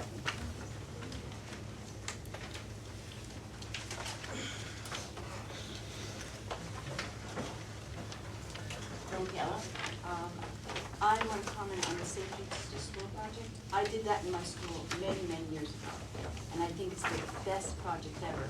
What I want to ask is maybe that they could do the walk to school and bike to school every month. I initiated that in my district where everybody in the district walked. It's a special day in October, but we did it every single month. We had our walking to school bus, and it really worked out good because it started to get kids more enthusiastic about walking or biking to school. You know, just one day sounds great, but you wanted to do it every single day. And you know, with walking and also with cars, you know, all that is putting pollution in the air too. So the kids on my block all walk to school. You did it during the winter months too? Yeah, winter months. No, Yes, we did it. I mean, we did it. I'd say every snowball. One of the examples that they provided was walking Wednesdays. I mean, just having it a regular thing. And there's different levels of achievement. And the reason why, one, I believe in it. I believe in this program. Two, I think it's just something that we don't, so easy that we don't think about. Dismissal out of different doors so that all the traffic isn't going out the front door. Maybe kids that ride their bike, they were talking about logistically, it's not gonna be as easy as this, but maybe kids that ride their bikes leave 2 minutes early. So they're on their way home before all the cars are leaving the school at the same time. Just so many great practices that we can try to use here as a district. But by implementing a policy, by doing a resolution, also allows us to hopefully, potentially, fingers crossed, apply for grant money that we can put back into the schools to help improve this. So, like I said, we started this last year. It really took off this year, and I'm just really the principals in the schools. So like, what I initiated too was like each month, like in October, we did like, or November, we did like they brought food to school to go to the food banks. And December, they brought mittens and you know, all these things, you know, to get them also doing, think about the community at the same time. Thank you, Joe. Thank you. Anybody else? Get through. Only if no one's received. It's not there.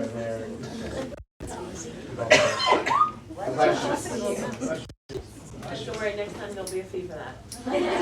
I'll charge.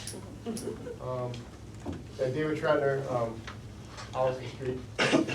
One of the safe routes, I think that's great, and everything you're talking about is great. I want to congratulate the board.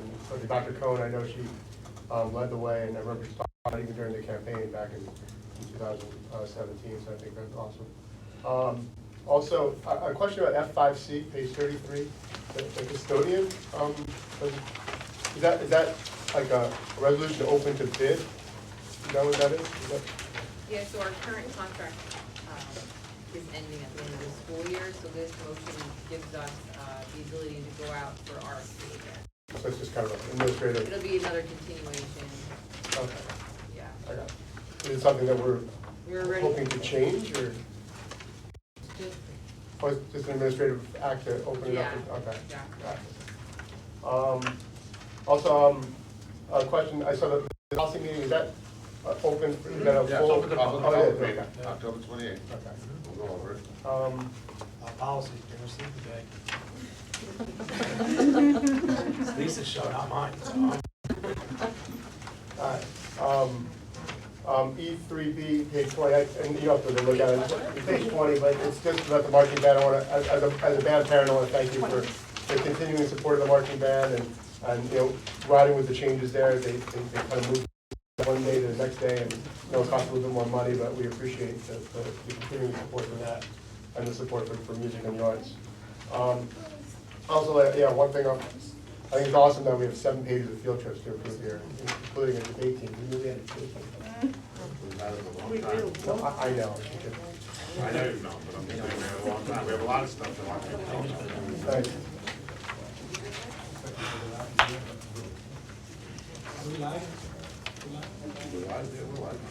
By the way, next month, just to let everybody know, next month, everybody's gonna sit over there, and they're gonna sit over here. We're gonna have to switch. It's not fair that they don't get to be on the camera, so just giving everybody a heads up.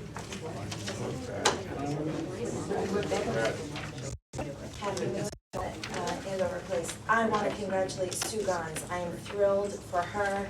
I'm so happy.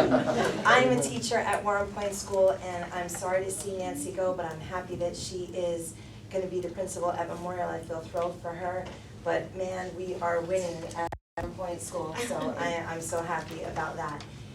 Big shoes to fill, because she's also my supervisor, so I don't know what's gonna happen. This lady wears so many hats between meetings we have going on with, you know, supervising elementary tech and social studies and art, so I don't know how she does, but this district, so, yeah, exactly, with a smile, so, anyway, congratulations. Yeah, wonderful. Thank you, Kathy. Anybody else? Seeing none? We're gonna board. Oh, We're gonna board. yeah, I'm going to board now, it's on the agenda. Thank you. Yeah, before we get started, given the lateness of the hour, I would like to make a motion. Board comments be held to 10 minutes per board member. The board secretary or her designee keep track of the time limit for the board members. 10 minutes total for each board member. That's my motion. I need a second. Anybody got a second? Second the motion. Motion and a second. Any questions on the motion? Yeah. Questions? Why do we need to limit the speech of the board members? Because I do not relish the thought of a few board members dominating the entire meeting by 20 to 30 minutes each, especially given the laid out. Also, in the past, we've had issues where one board member speaks for 11 minutes and somebody else speaks for 9 minutes, and the person who spoke for 9 minutes who got cut off gets upset. This way, it's fair to everybody. You've got 10 minutes, you've got plenty of time to say whatever you want to say on any issue. I'm not talking about questions, I'm talking about comments that people feel that are necessary to be spoken about. And I don't think any board member needs more than 10 minutes to make their point.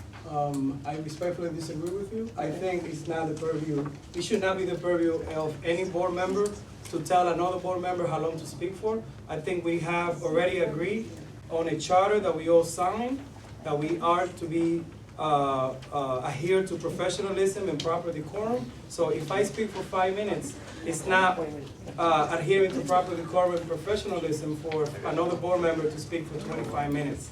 And I think that will be an issue that we should bring up at our upcoming board retreat. But I think it sets a bad precedent when, I understand the spirit of the comment and I agree, but I think we should hash that out during our board retreat. But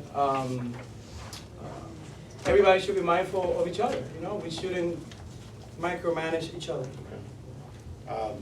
First of all, there's a motion on the floor, so we'll vote on the motion, we'll vote yes or no. There's discussion. Yeah.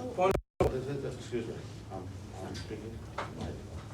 Okay, so, this is discussion on the motion, questions or comments, you had yours.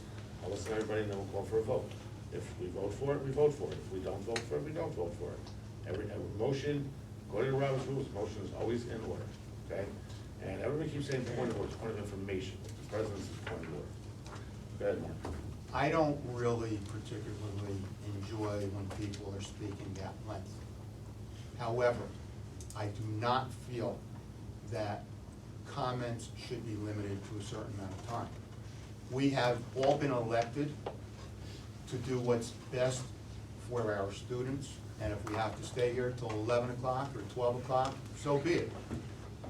We have individuals sitting in our audience over here that are sitting there that may have wanted to go home an hour ago. If they want to leave, they're welcome to it. But I don't feel that any of us should be limited to what we said. Mike? Brad, if I could speak. I'll get you after this, Emily, and then Mary's got her hand up. Go ahead. I know that part of this stems from last month's meeting, but I'm in agreement with the two board members that spoke before me. I know when I was president, first of all, I never cut off a board member from speaking because we're all elected. The second thing is that the second thing is that we were all elected, and there was no work session this month. You have So, 8 minutes left. I know. There was no work session this month, and I think because there was no work session this month, that would be, and it sets a dangerous precedent for this board.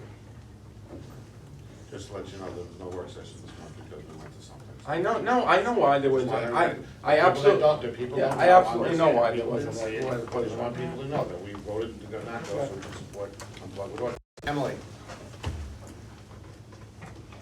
Does Mary want to speak or no? No, good. You were first, and then I'm going to Mary. Okay, perfect.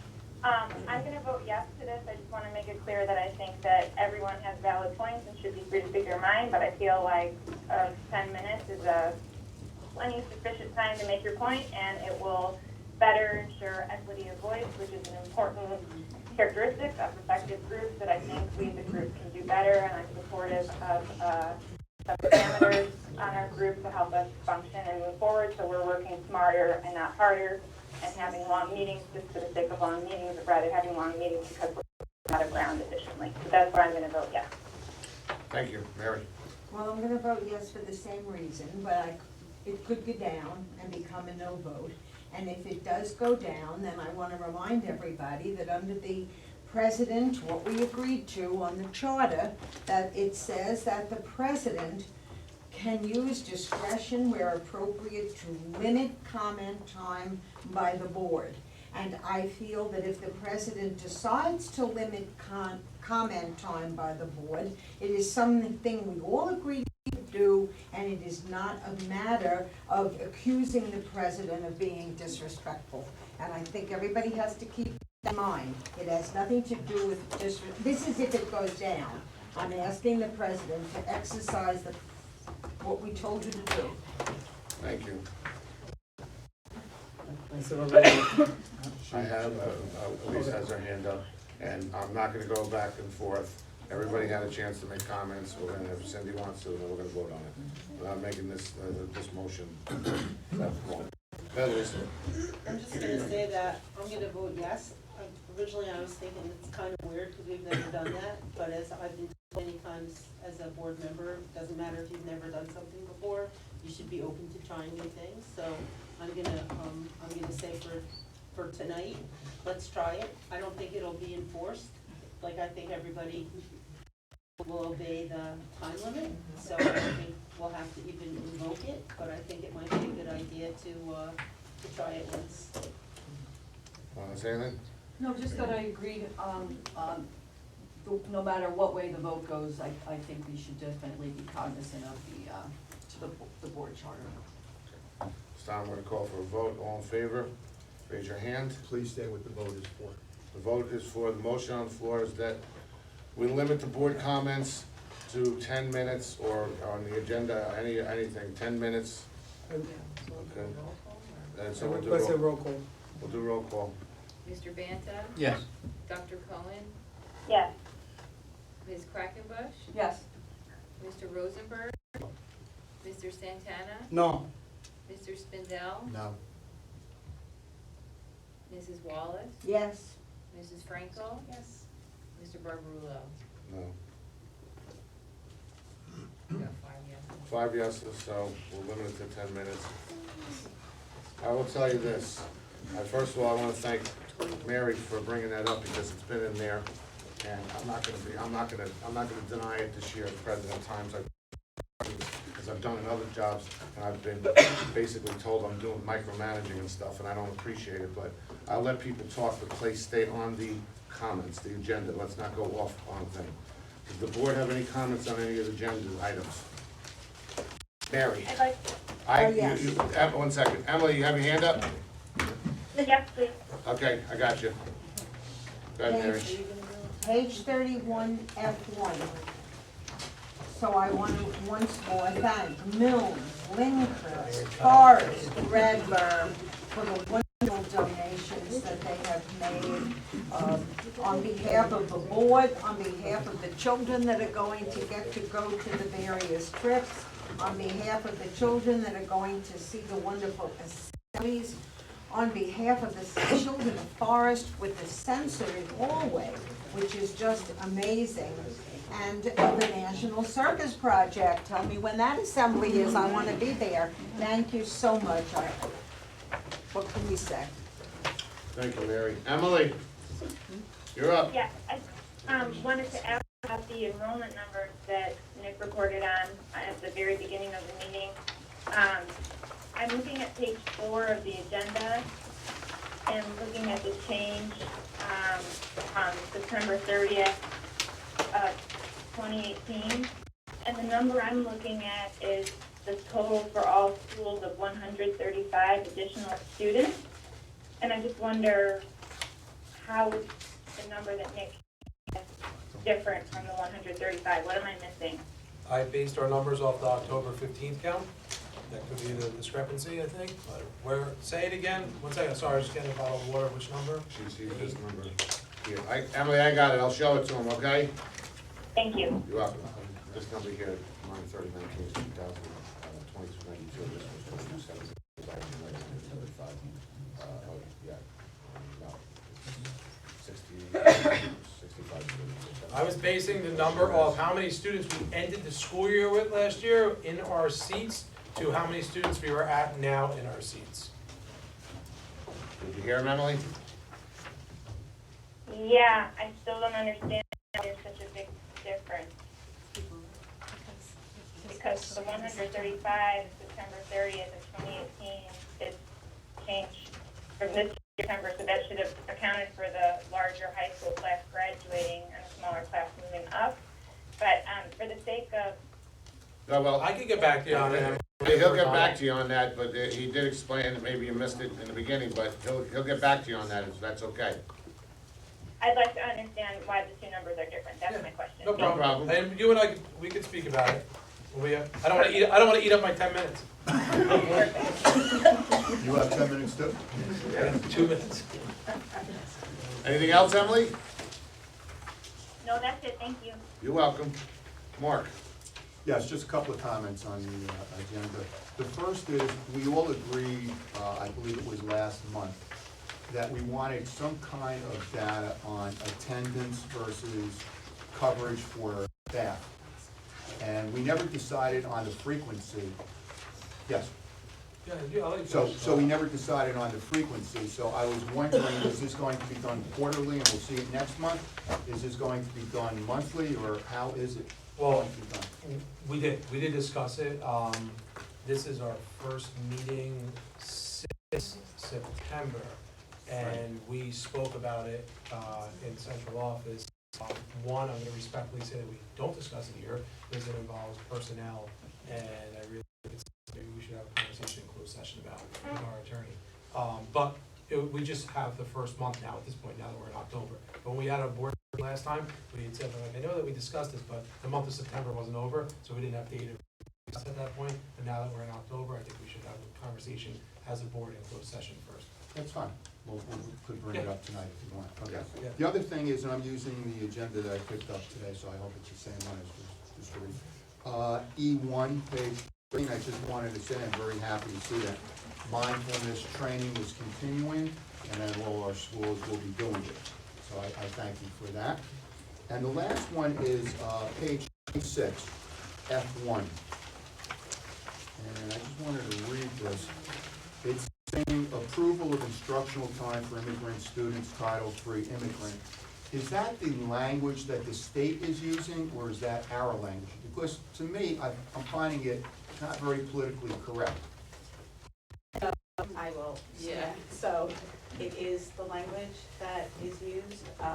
We don't particularly like that necessarily, but the way that the federal government, because of funds and state funds, the way that they describe it is an immigrant student is any student not born in the U.S. Who has been enrolled in a U.S. school less than 3 years. So it is the state, That basically, is. we cannot Federal change it. government. The ESSER grant, that's what it is, it's federal. Federal has those. Yeah. Okay. Yeah, it's not that big a thing. No, I agree with you. okay. 7 minutes left. But go ahead. No, that's fine, Mark, you stayed on top of it. Mark, what was the second thing you talked about? It was the, Oh, the mind. work- Yeah, no, I wanted to tell you, I am, going down, when I go down to school boards, I'm actually attending one of those workshops. They have an awesome workshop. I'm actually going down earlier so I can go through that workshop. That one and social media. I wasn't going down till late, I'm going down early now. Okay. Anybody else on the board with comments or, Mike? A couple things real quick. I actually agree with Emily on the attendance numbers. I think that the numbers change throughout the year, so I think the number between October and October, the number that we begin with compared at the beginning of this year compared to the number that we began with at the beginning of last year is a better judge of how many people are coming in and out of the district. It's just my personal semantics, and certainly it changes, it fluctuates, depending on when people move.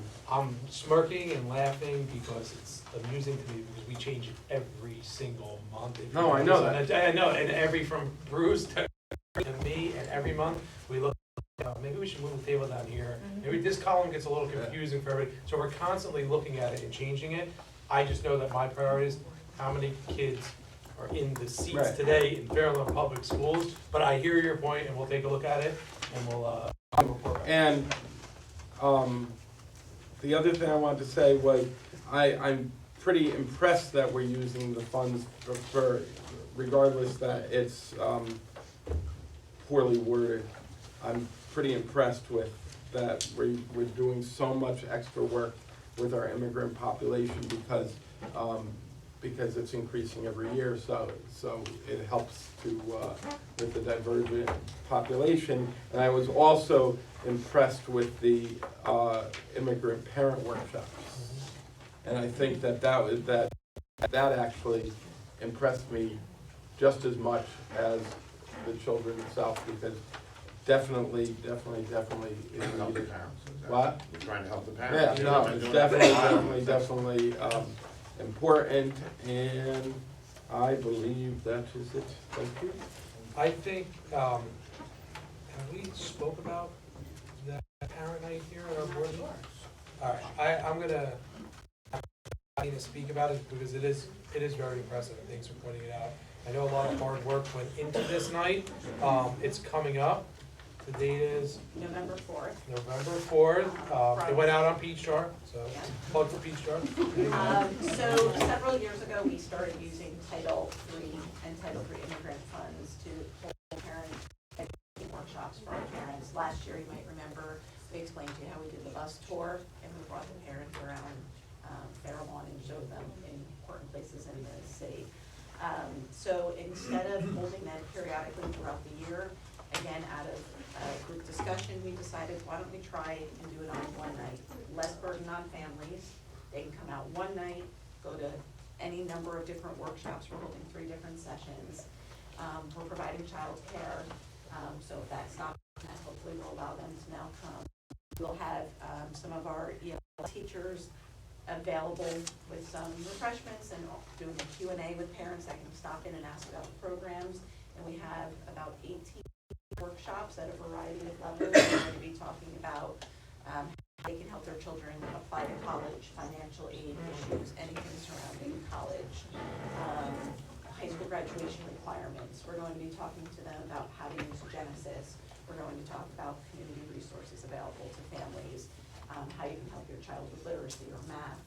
So there's a variety of really excellent topics that our teachers from K-12, guidance counselors and other staff are going to be providing those workshops. You can see all the teachers that are doing it on this agenda. And so we're really excited. It's going to be from 6 o'clock to 9 o'clock at TJ on November 4th. And we're really hoping for a huge turnout. And so we're really excited. And I want to give a big shout out to Jenna Galatro. She is the person that helps with all of this from men. That's a tremendous amount of work and coordination. Thank you. Jenna Renna. Did I say Galatro? You did. Yeah. I always Any other board comments from any other board members? I just wanted to, the trips that the board is going to be voting on tonight, and I'm very happy to see all of the different kind of trips, and the educational ones that are obvious and the ones that don't appear in the title.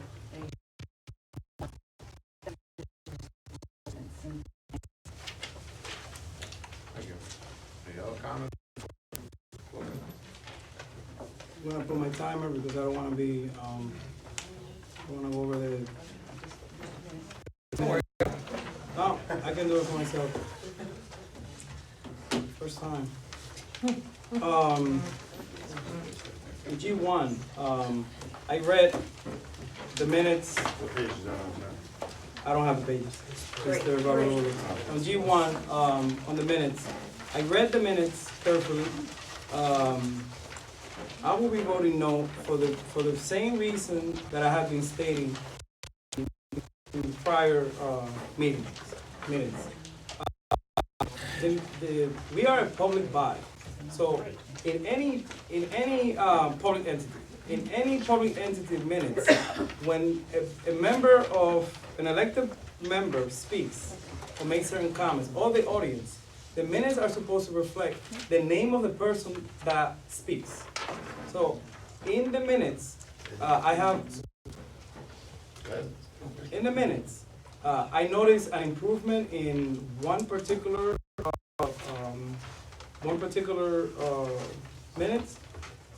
meeting, but the last meetings in September, the last two meetings chronologically, I don't know what member of the public, and or what board member stated what, and I think it will be more accurate to reflect that. And until I see that, I don't think they are accurate. In regards to S2A, thank you. Mrs. Spindler, are you on my left? Okay, I commend the district and the borough for this partnership in working collaborative, and fellow board member Dr. Cohen. I would like, sorry, I got confused with the number. S2A. That's the radio. I already spoke about that. S3A, thank you, Mr. Rosenberg.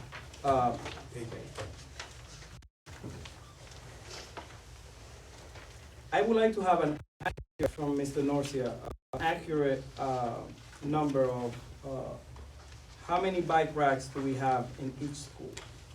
I would like to request that information. I agree with having 1 day a week to promote biking and walking to school. I think it's gonna alleviate a lot of the traffic jams, particularly in the Mills and TJ section. And also Warren Point also, for parents that have to drive over. Right? E1, I commend the district and Mr. Spindell for the mindfulness training funding that this board is funding. I think this is good for children, and we are here for what's good for children, not what's good for the adults. We're here for what's good for the children. It's about the kids, not the adults. P6, sorry, P6D. Okay? I have requested from administration, and I have been provided with a yes answer, that the district is utilizing data and evidence to target the remediation plan based on need. I am happy as a board member to see that. I'm also happy to see that all the elementary schools are included for the instructional session on P6E1. Thank you to the district for including all the schools. I know all the schools are included. I requested about Linkrist, and I'm glad to see all the schools covered. P6E1. Oh, the number was changed? Page 26? Page 26? You're talking about the immigrant. Yeah. Yes. No, the P6E1, the instructional session, yes. The instructional sessions for all the elementary schools. Yes. Good question, and just give an answer why. That's not all. That's not all elementary schools. And the other schools as well. Thank you. For P6E2 and 3. The immigrant workshop for the parents. Okay. Again, I hope the district provides information in the language that the immigrant parents understand. And based on the data, and based on the obvious, because we know we all live in furlough, the three main languages represented in furlough schools in our community, Russian, Spanish, and Hebrew. I hope there is some information. If a translator cannot be present, it's fine. But I hope there's some printed information at least for the immigrant parent, which most immigrants in furlough speak Russian, Spanish, or Hebrew, according to the data that I have. So until I see a different data from the census that I have seen of the state, that's the national statewide data. And also we have that data from the Department of Education, which we provide ourselves.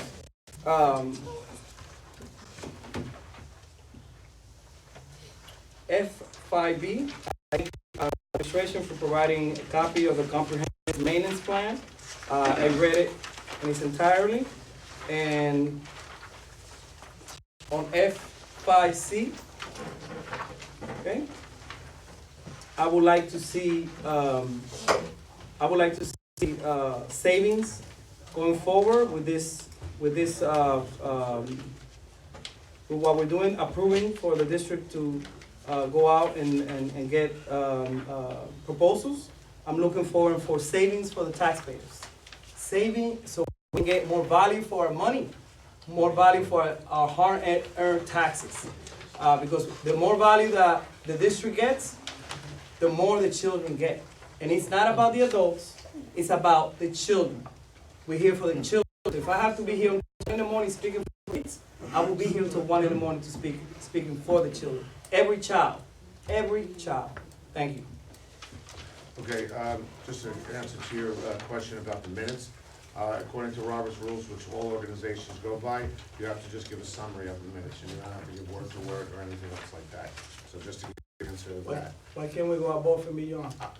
I'm not saying we can't, I'm just telling you that you can't. You can ask it, if the board doesn't do it, they're not denying you, they're following the rules of Robert's rules, which is what the meetings are done by. That's all I'm saying, they can't go above it.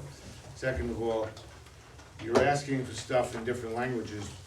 Whatever your census is, sir, you have to understand, there's people that speak multiple languages, over 25 to 30 different languages in this community, probably higher than that. And that means that they might want it in their language. So if we want to agree as a board to, and as an administration to do that, then we'll discuss it. But I'm just saying, we can't just focus on three groups. We have to cover, make sure we cover everybody. Leave a group out that can't understand something or anything else. And you're saying that they're the three ones that speak the most, you know, last time I checked, there was a lot of people that also speak English, but anybody else, Lise?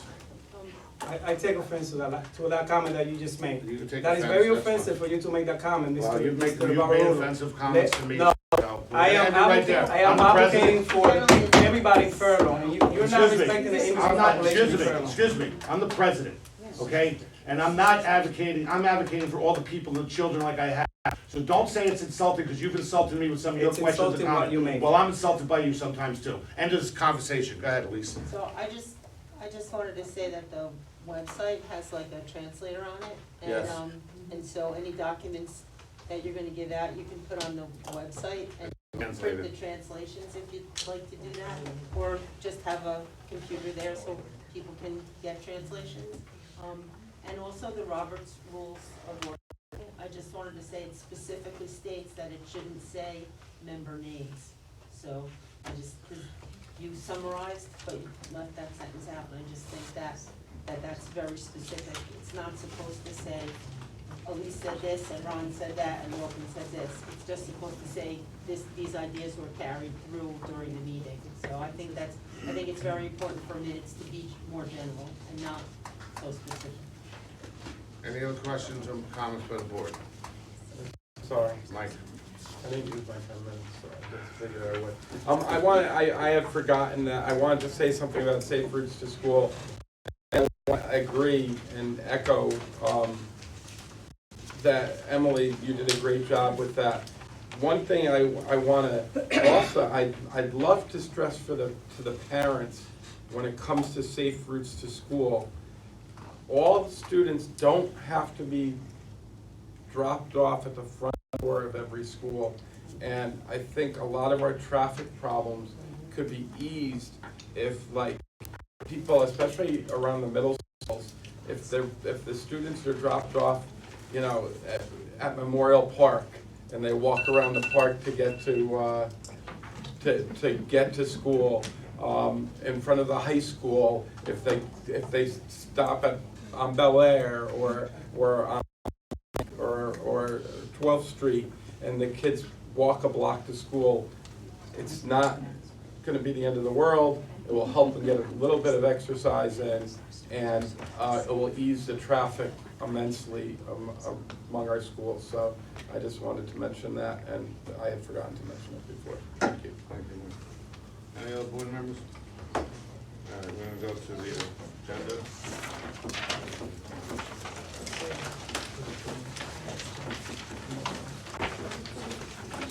I need a motion to G1 and G2. So moved. Second. Roll call. Mr. Banta? Yes. Dr. Cohen? Yeah. Mrs. Frankel? Yes. Quackenbush? Yes. Mr. Rosenberg? Yes. Mr. Santana? No on G1. Mr. Spindell? Yes. Mrs. Wallace? Yes. Mr. Barbarulo? Yes.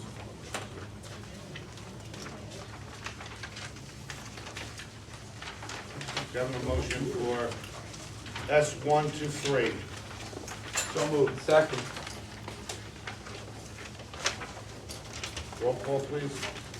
Mr. Banta? Yes. Dr. Cohen? Yes. Mrs. Frankel? Yes. Ms. Quackenbush? Yes. Mr. Rosenberg? Mr. Santana? Sorry. Yes.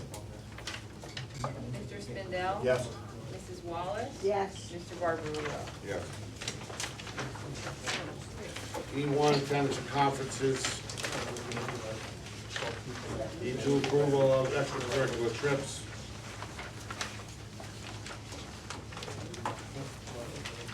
E3, A, approval of bedside home instruction, approval to amend marching band competition, approval of student teacher intern practice. Have a motion for E1 to 3. So moved. Second. Roll call. Mr. Banta? Yes. Dr. Cohen? Yes, but it's one due to personal connections. Mrs. Frankel? Yes. Ms. Quackenbush? Yes. Mr. Rosenberg? Yes. Mr. Santana? Yes. Mr. Spindell? Yes. Mrs. Wallace? Yes. Mr. Barbarulo? Yes. P1, approval of appointments. P2, no item. P3, approval of leave of absence, amendment of leave, rescission. Change of personnel assignment. P4, P5, additional compensation. B, approval of instructional time. C, approval of winter sports schedule positions. P6, other business. Substitute decision. And F, grants entitlements. No, that's actually, yeah, that's it. All right, so P6, right? Do you have a motion for P1 to 6? So moved. Second.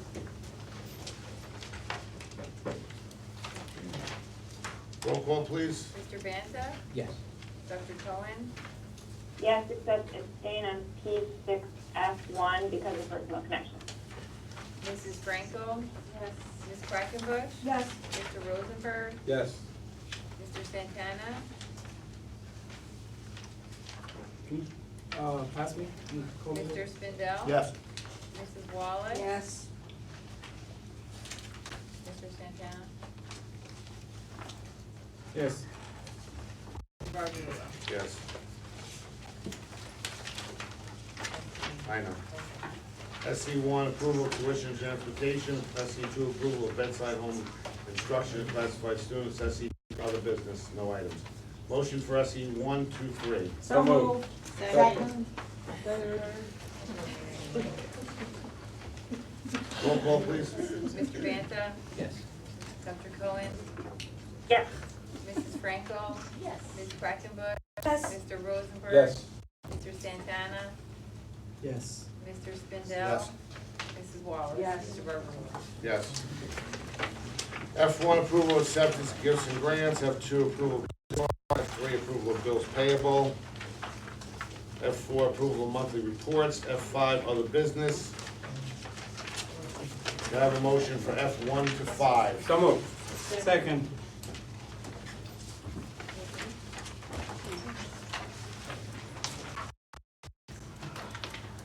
Roll call, please. Mr. Banta? Yes. Dr. Cohen? Yes, but abstain on F1 because of personal connections. Mrs. Franco? Yes. Ms. Breckenbush? Yes. Mr. Rosenberg? Yes. Mr. Santana? Yes. Mr. Spindell? Yes. Mrs. Wallace? Yes. Mr. Barbarulo? Yes. At this time, I'm gonna open up the meeting to public comments on new business. Come up to the podium, state your name, sign in, please.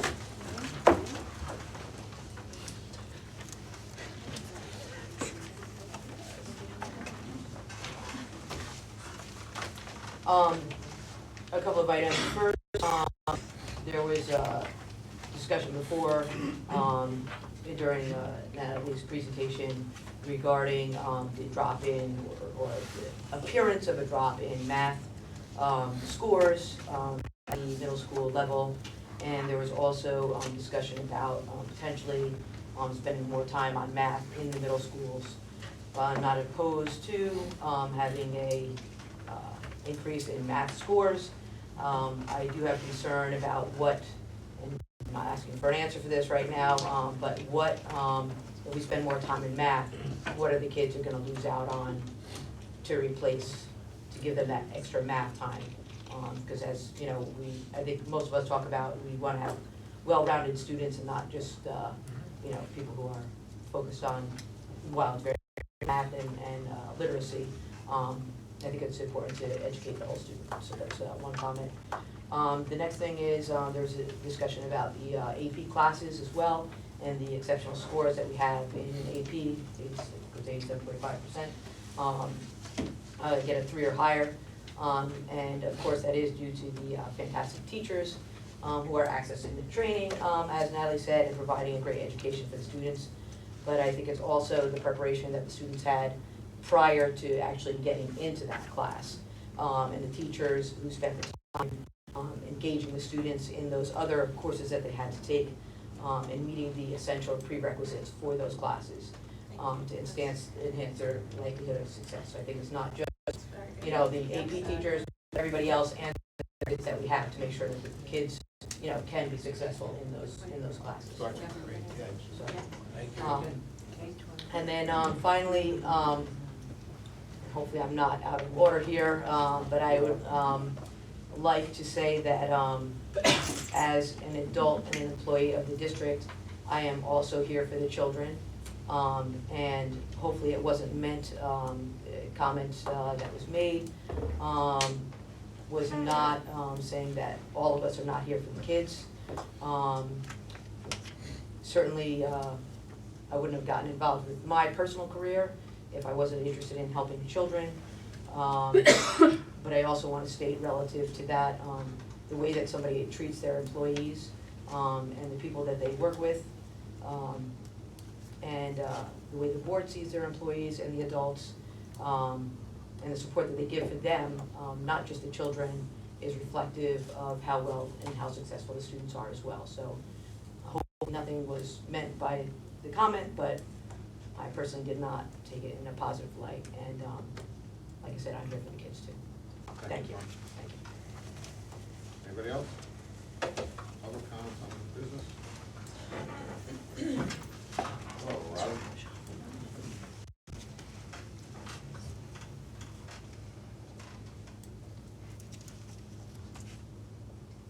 Robin Willens, Maxwell Place. Wanted to thank Dr. Lacatina for putting together a second REACH workshop that I'm attending. And I'm just wondering if sign-up information is going to be shared on the district website and on each of the sites for the elementary schools. We can, it was on Peach Jar, so it did go out to all the schools. I mean, we can put the flyer up there as well. They might need the link though from Peach Jar to be able to, that's the only thing. We'll work on it tomorrow. Yeah, I just had. But you did receive the I flyer did where you could receive sign it. up, correct? Yes, yes. We have quite a few. Oh, that's fantastic. I do notice. We had a little that poll sometimes- going. Sign up by noon. I do notice sometimes things get not lost on Peach Jar, but just the board's still adjusting, and so to have it in more than one place would be, Yeah, even if we refer them to PGR. exactly, sign up. would be fantastic. We'll take care of it. Okay. I do have another question, actually, for the first time. So I understand that the administration is currently working on the curriculum for the fifth grade to be moving to the middle school next year. And I'm wondering if there's going to be, I'm wondering if there's going to be informational meetings for parents to give ideas and feedback before all decisions are made final. Yeah. Before all decisions are made final, we're putting the cart before the horse right now. I couldn't give you that answer. There's going to be an informational night on what the 5-day configuration is going to look like, but I just can't tell you right now. It's still way too premature to say that. Okay. The reason why I ask is because I think it's helpful if parents have ideas or things that they know are successful for their children, to be able to sort of put those ideas on the table to see if there's ability for the administration to consider before it's a done deal. So if we can have the opportunity to do that, if it's possible. I know you said it's premature, but just sort of putting it out there as a awesome. Okay. Thank you, Rob. All right, thanks so much. Anybody else? Is it possible just to email your suggestion to the board, or would that be inappropriate? I don't know, just. You can always email. Always email it to us, yeah. So. Absolutely. Always email us anything. Anybody else in the public have any comments on new business? I would ask that if we're gonna do that, just send me the email, because they're just gonna email it to me. You save yourself. You can just email it to me. Thank you. Mildred Shower. Everyone join. Everyone Drive, sorry. I just wanted, I know there's been a lot of talk about the work session cancellation. I just want to extend a personal thank you. I know most of you at this table were there. It was amazing to see such a positive turnout from the Board of Education and obviously our administrators, because none of what we do would be possible if it wasn't for all of the support that we get from you guys. And I know it's not the children, the families, to see you all. So I just want to say thank you. And now, I'll just. And I gotta tell you, I love, what's his name? Abraham. Yeah, Oh my he is gosh, every what year. a- He He's was awesome. The amazing. last 3 Wow. years. I told him, I said, you should go on dance. World champion of dance. He got autographs. Huh? Katie asked him for his autograph. Really? He signs. Oh. But you know what else I loved about him? He always made sure that he recognized the people that were in the dance. He always would point to them first Yes. before he did him. So I found that so amazing. But I said to him, you gotta go on the World of Dance or something with that guy. He's so good. So much fun. It was so enjoyable that night, it really was. All of them. Any other comments from the public on new business? Okay, seeing none, any comments from the board on new business? I got your hand, Emily, 1 second. We're gonna go Mark first, Yes, Mary, I wanted to comment on the, Mike, and then Emily. Unplugged for Autism. I've written something here. It's really hard to describe the performance of the students without really becoming somewhat emotional. All the students performed really spectacularly. What was more apparent, though, was not only their performance, but it was the respect, the patience, the nurturing, and the love and dedication that the staff showed to the kids during the entire performance and throughout the year, I'm sure. It's no wonder that our special needs students, as well as our regular gen ed students, perform so well year after year. And kudos to all those who made the Unplugged for Autism so successful. I also wanted to comment on the culture and the tone that our district sets as a whole regarding inclusion of all students and being stigma-free. And it was certainly apparent that evening. That's one I've got to thank. I'm also the liaison for the Fair Lawn Alliance for Substance Abuse. I had Nick run off these flyers, which were outside there, which you can take before you leave if you haven't. Suicide is the second leading death for all people between the ages of 15 and 34. And this is supposed to be an excellent workshop given for free. It is once again in Saddle River County Park. So please take a flyer if you are interested. Another item was, and I know we are all concerned about vaping, there's going to be a parents' workshop free at Paramus High School on November 14th. It's at 7 o'clock. And I was also told at the meeting that we can have our own workshop here at a later time. I'm giving Nick the information.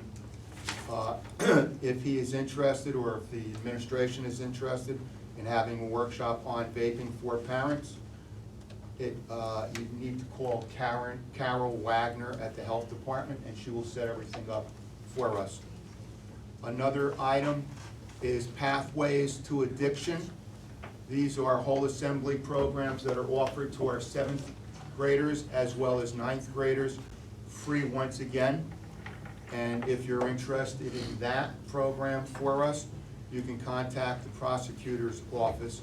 The individual's name is Chris Rosado. So I thank you for the time, and I hope parents take the information given to them and run with it. Thank you. Thank you, Mark. Mary? Yes, well, first I also wanted to echo what Mark said about the wonderful, really wonderful night in Unplugged for Autism. And again, how emotional it was. But just to see our students so poised and so willing to stand up in front of everyone and do what the musical talent, the music played, the song, original song that a young girl sang. It was a very emotional and a very moving night, and no one should ever miss it. It's just such a wonderful situation. I also wanted to say that several of us went to the school board's workshop a few weeks ago over in Tenafly, which was fun to find. But we found it, and we'll be going down to school board's training. And I wanted to congratulate our board, really, because the majority of our board members are constantly attending trainings, constantly attending workshops, constantly going down to the school board's conference to go to various workshops, doing our Saturday board retreats, twice a master board, and I'm really so proud of the board members who are so highly trained in the workings, in the real workings of what board members can do. Because lots of people think they're gonna be able to do lots of things, and they're gonna find out that there's a lot of things, that we have very strict ethical guidelines, and we have very strict what we can and cannot do. So I'm just so proud of the board, and I just wanted to express to the board my admiration for those of you who over and over are attending all of these workshops over the many years that you've been board members. It's an inspiration to me.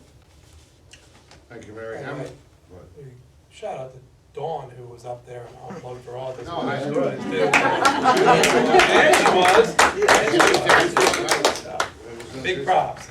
Awesome stuff. Emily, you're next, 1 second.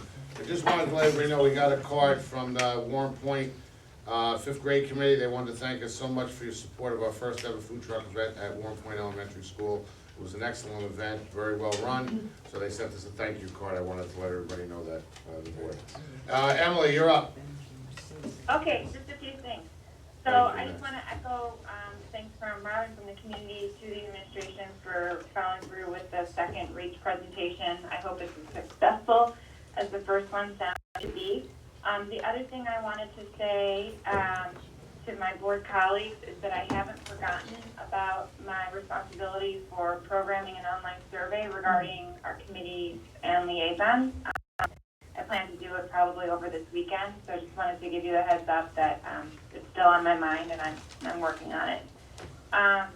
The other thing I wanted to say was with respect to all these ideas on reaching out to parents of students who are English language learners.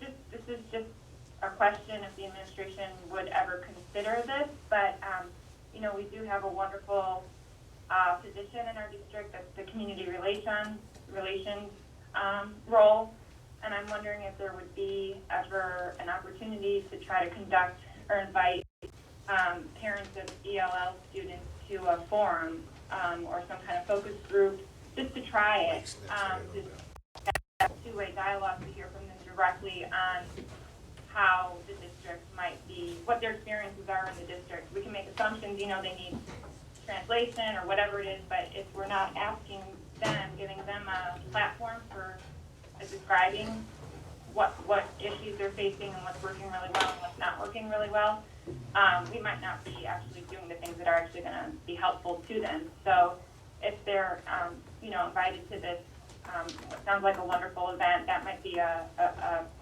feasible follow-up step that wouldn't be too much resource intensive, but could be very valuable. So just a question if that's ever been considered in an idea. So last thing I want to say is thanks to Ron for his efforts and the administration as well to schedule a shared services committee meeting to further discuss our safe route partnership and other aspects of ways in which our elected bodies can work even better and closer together on behalf of our entire community. That's all. We'll tell Ron, he just walked out for 2 seconds. Yeah. And There you go. Emily, Okay. in the meantime, Emily, just to comment on the ELL parent questions, we do send out surveys to the parents each year. But there's also an ELLT every year where we talk about the program as well as the parents' needs, and that's pretty well attended. Usually about, I think we had 33 individuals representing 26 families every day. And we also have an ELL parent committee that discusses such things. So we have indeed done some of those things over the years. You're very welcome. All right, a couple of things. I don't want to be redundant about the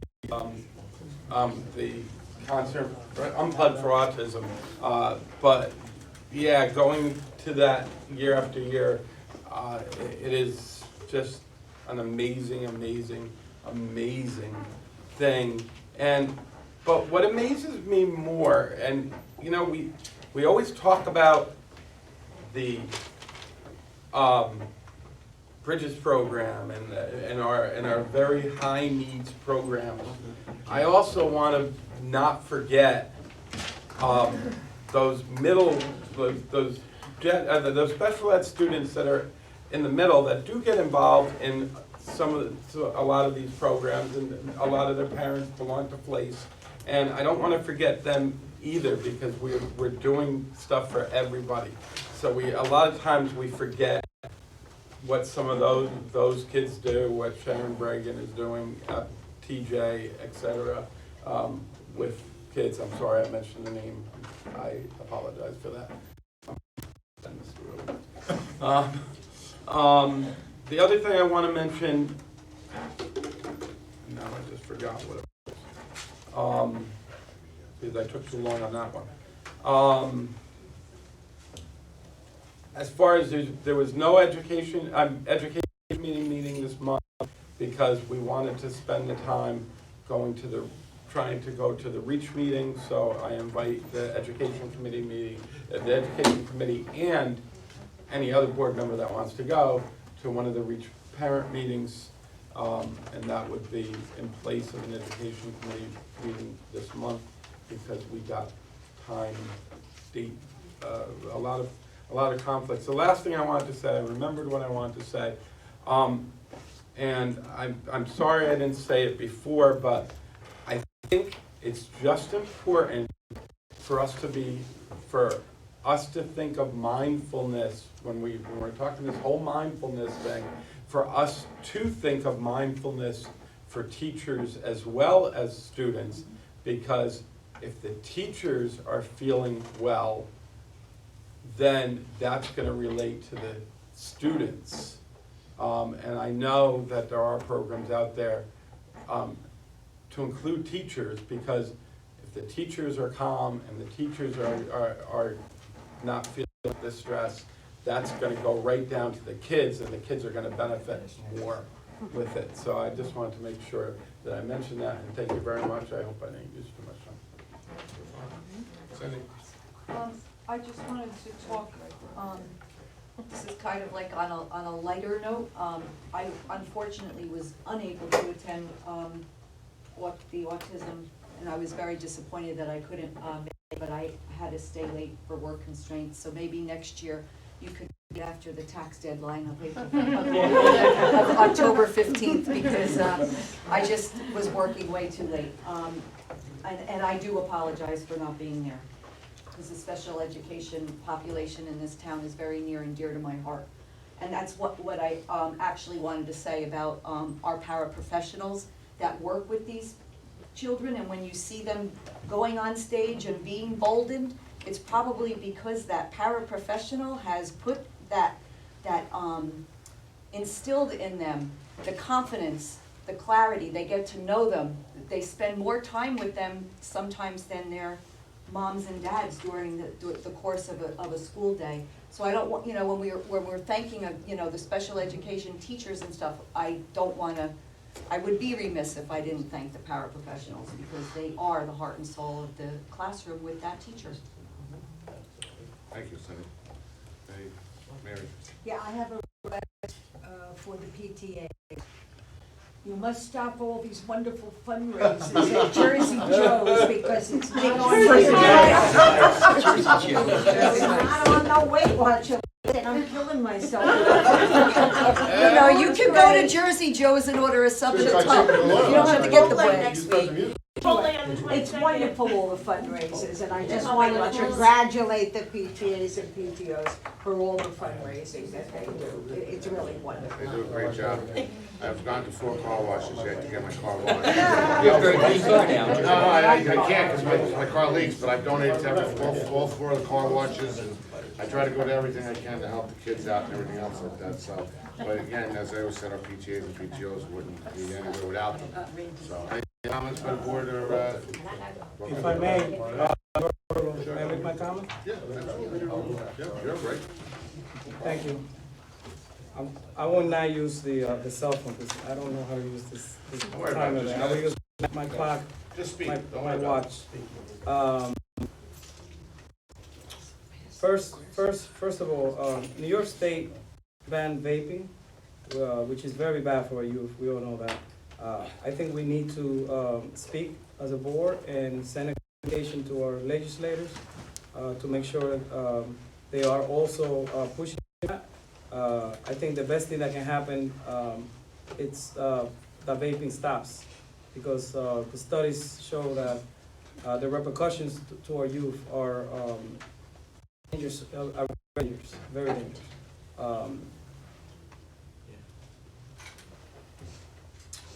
In terms of the autism program, the Unplug for Autism program, I apologize, I was not able to make it. I did, if you recall, I did stated that day I had open house, which is how we call back to school night in New York State, and I work in Westchester County. I couldn't speed because I don't want to get a ticket, and I got home almost at 10 from driving, and I couldn't make it. I tried.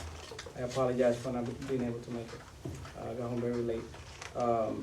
There is, for those who are interested in learning about other cultures, there is a club called the Furlong Russian Club. I invite all of those of you who would like to learn about what almost 30% of the population of Furlong, they speak Russian. There's a very lively immigrant population. The immigrant population of Furlong is the Russian population, mainly in terms of numbers. And they do great programs, they do plays, they do great community advocacy programs, and having cultural awareness around you is a beautiful thing. Policies, I would like to request that the policy that will be discussed, Mr. Norcia and the administration, be sent in a timely fashion, so we as board members can have the necessary time to read them carefully. I read everything that is sent to me, everything, page by page, word by word. So, but I need the time to read it. I need the time to digest it so I can make an educated decision. Also, I would like to request respectfully that we discuss the homework policy. Okay? I would like to ensure that we have a policy that is up to date and fair and fair, all right, and up to date. The board, unfortunately, I don't know if I will be able to make it, but I do warn and caution my fellow board members that the board meeting is not the place to have board retreat discussion topics. Because then what is the point of the board retreat? So for the board retreat, I would like to, I may not be able to make it, but I would like to see the discussion items and what we actually are gonna be talking about before we get there. So, you know, we are prepared to give a positive contribution. Congratulations to all the PTAs and PTOs for the car wash that you held throughout the district. I went to one of them. I won't say the school because my daughter attends that particular school, but the car washes throughout the school were great. A lot of the neighbors supported, and a lot of money was raised to support the PTAs and PTOs. And I have a question about the PTAs and PTOs. Are the PTAs and PTOs 501c3s? That's one of the questions. Are there, what? Would you like me The to answer 501c3s. that? I will refer them. Paul can answer it, or you want to answer it? They typically are. I mean, they have to, it's up to the PTO to file. PTAs, yes. They have to make that election. PTAs are PTOs, it depends on the school. Right. Okay. PTAs are PTOs. Non-political, very good. Teachers are the reason for the great scores we have in Algebra 1 and Algebra 2. The grade school, This is the last thing, we're about 15 minutes now, so. the grade scores that we receive in the AP tests are due to the teachers, are due to the hard work of the teachers. We are very appreciative that the teachers are going above and beyond, and we thank you. All right. Also, the elementary school teachers, middle school teachers with Algebra 1 and Algebra 2, as I said it. There was, Mr. Norcia, there was no report, there was no update on the status of showing the meetings on cable. I'm looking forward to seeing the administration provide information to the board about I'll answer that question when you're done. about how we can showcase the meetings in Fairlawn TV so we can have greater transparency and greater dissemination of what goes on here and how we vote to the entire community, not just the YouTube community. We need to be inclusive. We need to be inclusive as a board. We need to model a positive behavior. Now you're like going past new business now. Okay, this is new business. This The is board. new business, you're out of time, it's like 17 minutes now. I make a motion to allow me to finish my comments, 1 minute. I think that's out of order, because frankly, the motion's already been made to limit people to 10 minutes. The- So it's like, at this point. The president can. What do you need to say? About the community relations board. About the community relations. Can I? It's gotta be, you got 1 minute, that's Okay, it, 1 the minute. council, the Borough of Fairlawn is seeking community relations board members, okay? If anybody in the community would like to be part of. How is that a Okay, Board of Ed no, issue? that's not us then. I don't understand. That's the board, the borough hall, let them, the borough council wanna advertise that they can. That has nothing to do with them. So, that's it? Joining a community board is not political. It's No, to be that has nothing to inclusive do with of us. everybody in Fairlawn. Nothing to do with the Board of Education right now. If people on the board want to, or the public wants to, they can, okay? Second of all, to answer your question about the TV, we had Saul here and his son Michael here tonight to check out what we can do. They actually talked to Corey, and they are working to see how we're gonna do it to get it onto Fairlawn TV. So we actually, I know, I said, they were here tonight, they left, and then they spoke to Corey. Corey went over with them, and that's how they were gonna see what the best way to do it. Either we're gonna send the tape over there, because they don't know if the sound is good to do it here, And I've spoken to Saul myself, so just letting you know, we are on top of it, and they're gonna get back to us and let us know, what's going on. Okay, at this time, we're just gonna go over the meetings. October 28th, we have a policy meeting open to the public at 7 PM right here in room 19. November 14th, we have a work session, 7:30 here at room 19. Say the day slowly, please. They're on the back of your agenda. They're all on your agendas that are in your packets. They're in your packets, the ones that you handed, the current agenda. I emailed everybody too. This morning you got a current agenda, and then also this one. So October 28th is the policy meeting, November 14th, the work session. November 24th is the monthly board meeting. I'm gonna ask the board to vote on moving the monthly board meeting to November 20th, so that we can support the casino night for the high school PTA, which goes to project graduation, for all the project graduations and everything else. Particularly, I know it goes this year too, but it does go to all of the all the graduating team classes. So, I need a motion to move the meeting from November 21st to November 20th on a Wednesday, and I need a second. So moved. Second. Okay, so I have a motion and a second. Any discussion on the motion? I'm gonna, Okay, Emily, I'll get you. I'm gonna go to Wilkin first, then to you, okay, Emily? sure. You know, Go ahead, Wilkin. I support the cause and the spirit, what you're trying to do, but, some of us work I work in another state, and these dates, I already set them up in a calendar, so to just change them,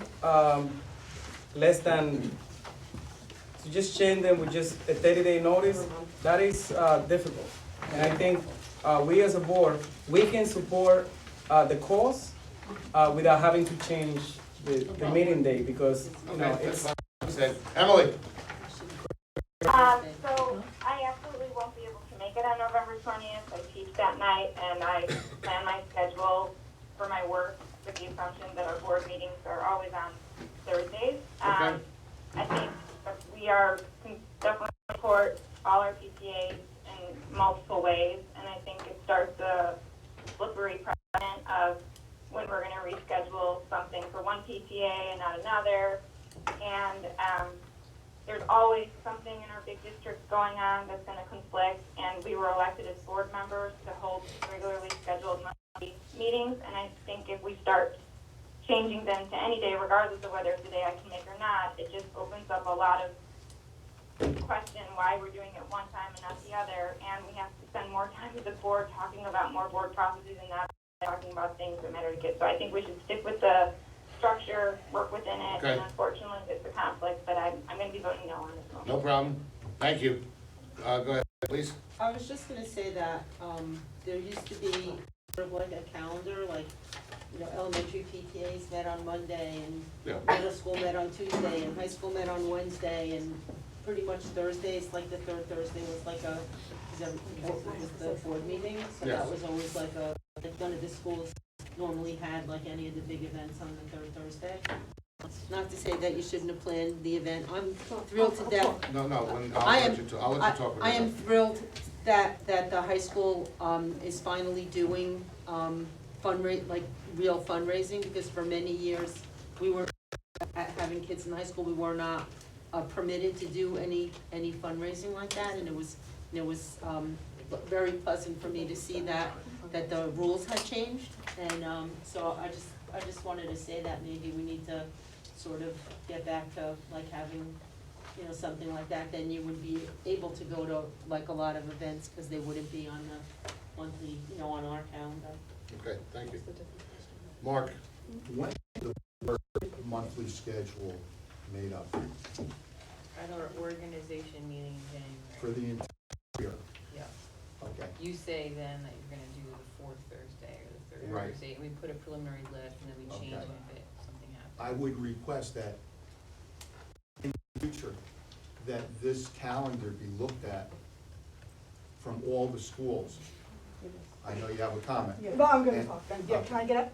Now let Mark finish. I'll Yeah, I mean, defer. because I can just explain it, because defer, I'm the yeah. PTA president at the high school. This one, we need to have it done in a certain amount of time. Project graduation costs us an enormous amount of money for each year. by the way, I have something good to say. Yes? There is $1,000 approximately that will be donated by the substance abuse. And that's fantastic. So I'm Thank you. just telling you No, now. thank you, I appreciate that. I'm not coming up to try to make anybody feel bad, but we sit here and we preach about substance abuse and the things we should be doing to help our children and the vaping issue and this. This is our one major event that we do every year to protect our children after graduation at a substance-free event. I'm not asking you to change it. If you decide to, that would be wonderful to have Board of Ed support at our event. We had 2 dates that were offered to us when we went. One was October, it was impossible for us to get the event together, and one was November. I just feel like it sends a really good thing to the children of this district, that it affects everybody going forward from kindergarten to 12, that yes, we want to be able to do programs, but we also want to support the PTAs that work our butts off to make this program happen every year. So if you could possibly do it for once, I'm not asking you to set a precedent. I would never, Michelle and I would never have this event on the night of a board meeting, because we're here every board meeting. We did not have a choice. And in order to be able to support these events and continue to do it, we need to be able to have this event. We've raised almost $10,000 last year. If I don't have this event and I don't make that money, well, going forward, then it's coming out of the parents' pocket. And we're trying to lessen that the best that we can. So whatever you can do, I appreciate it. Thank you. Just throw something out there. That night, that we had said and we agreed upon that was Monday nights instead of Thursday nights. Is November 18th and Monday night. Work better for you, Mr. Santana, for you, Dr. Cohen. What about just doing November 14th? Why do you have a work session? We're having, that's gonna be a one-to-one big presentation that night. Emily, did you hear that, Emily? We have negotiations. No, I have something for work, I already scheduled on Monday. Yeah, Lisa November just 8th. reminded me that Again, we can't, I sorry, we have something else. understand the sensitive, but I can respectfully just, Yeah. it's a regularly scheduled monthly business Mike, you meeting. want to say It's something? not even a work session or a committee meeting, it's a regular monthly scheduled business meeting. I just don't think we should cross this line as much as we feel we need to. Yeah, okay, that's. What about the Monday, the 25th, Thanksgiving? Why? I just. I was going to say the same thing, that our backup night has always been Monday night, so when you said Wednesday night, it threw me off a little bit. I do understand if it can't be Monday night, I'm agreeable to Monday, November 25th, but if the board isn't, I mean, if the board isn't and the board wants with the Wednesday date, I would support it, but. Alright, so we're just gonna, go ahead. Yeah, you know, Monday, it's very difficult for me, No, we're just gonna take a Mr. vote. Norcia, but, you know, I don't wanna make it an issue, but, you know, I have a young child, I'm a parent of a young child, so I have set certain days, as a parent of a young child, I have set certain days for this activity. Hear me out, because I don't want to give the impression to the PTAs or the PTO that because I have a conflict or I may not be there, I'm not supportive of it. I will open the checkbook and put my money where my mouth is in support. But I have an 8-year-old daughter who has activities on Mondays, Tuesdays, Wednesdays, so that's, you know. Alright, so. I plan ahead. So I will write a donation if I'm not able to attend. Is anybody is everybody, we can make the 25th an option, we're just gonna vote on moving the 25th. Is any, you can't go, That's the Monday? That's the I Monday. could do Monday the 25th, that Monday night works for me. Alright, so, we have a motion to move, we're gonna amend the motion. I want to amend the motion to the 25th. I'll make a motion. Alright, Mike, and so I'll we second. amended the motion to move the meeting to November 25th. Any other questions or comments on the motion? Discussion? Go ahead. I may not be able to make it. Okay. You can vote whatever way you want. That's fine. I understand. Totally understand, and I respect your problem that you have. Okay, so can we have a roll call, please? Mr. Banta, Yes. Dr. Cohen, Can you come to me last, please? Mrs. Frankel, Yes. Ms. Quackenbush. Yes. Mr. Rosenberg. Yes. Mr. Santana, Pass me. does that mean abstain? No, please, Oh, call someone come else. back. Call me last, please. Mr. Spindell? Yes. Mrs. Wallace? Yes. Dr. Cohen? Yes. Mr. Santana? Yes, but, make due notice of that I may not be able to Yes or make it no? due There's no to, comments during the vote. Could you call in that night? if I'm not able to make it, I'll try. Okay. The yes vote? So it's a no, it's a no, right? It's a No, or? It's a yes, but make the record reflect my comments. Mr. Barbarulo? Yes. Okay, so make a note that the meeting's going from November 21st to November 25th. We'll get it out to the public as fast as possible. Okay, we need to go into close, we have the board retreat, which, by the way, the board retreat is November 23rd at 8:30 in the Fairlawn High School Library. That is open, so if you want to come and hang out, you want to talk and have some cookies and cake and stuff like that, and just to let you know, whatever board members are elected, we are going to invite them to the board retreat. So if there are new members elected, they will be invited to the board retreat. Okay, I need a motion to close session. Second. We are coming back out to vote on the HIP thing, but if you want to stick around, I don't think you do. So, thank you for coming, have a great night.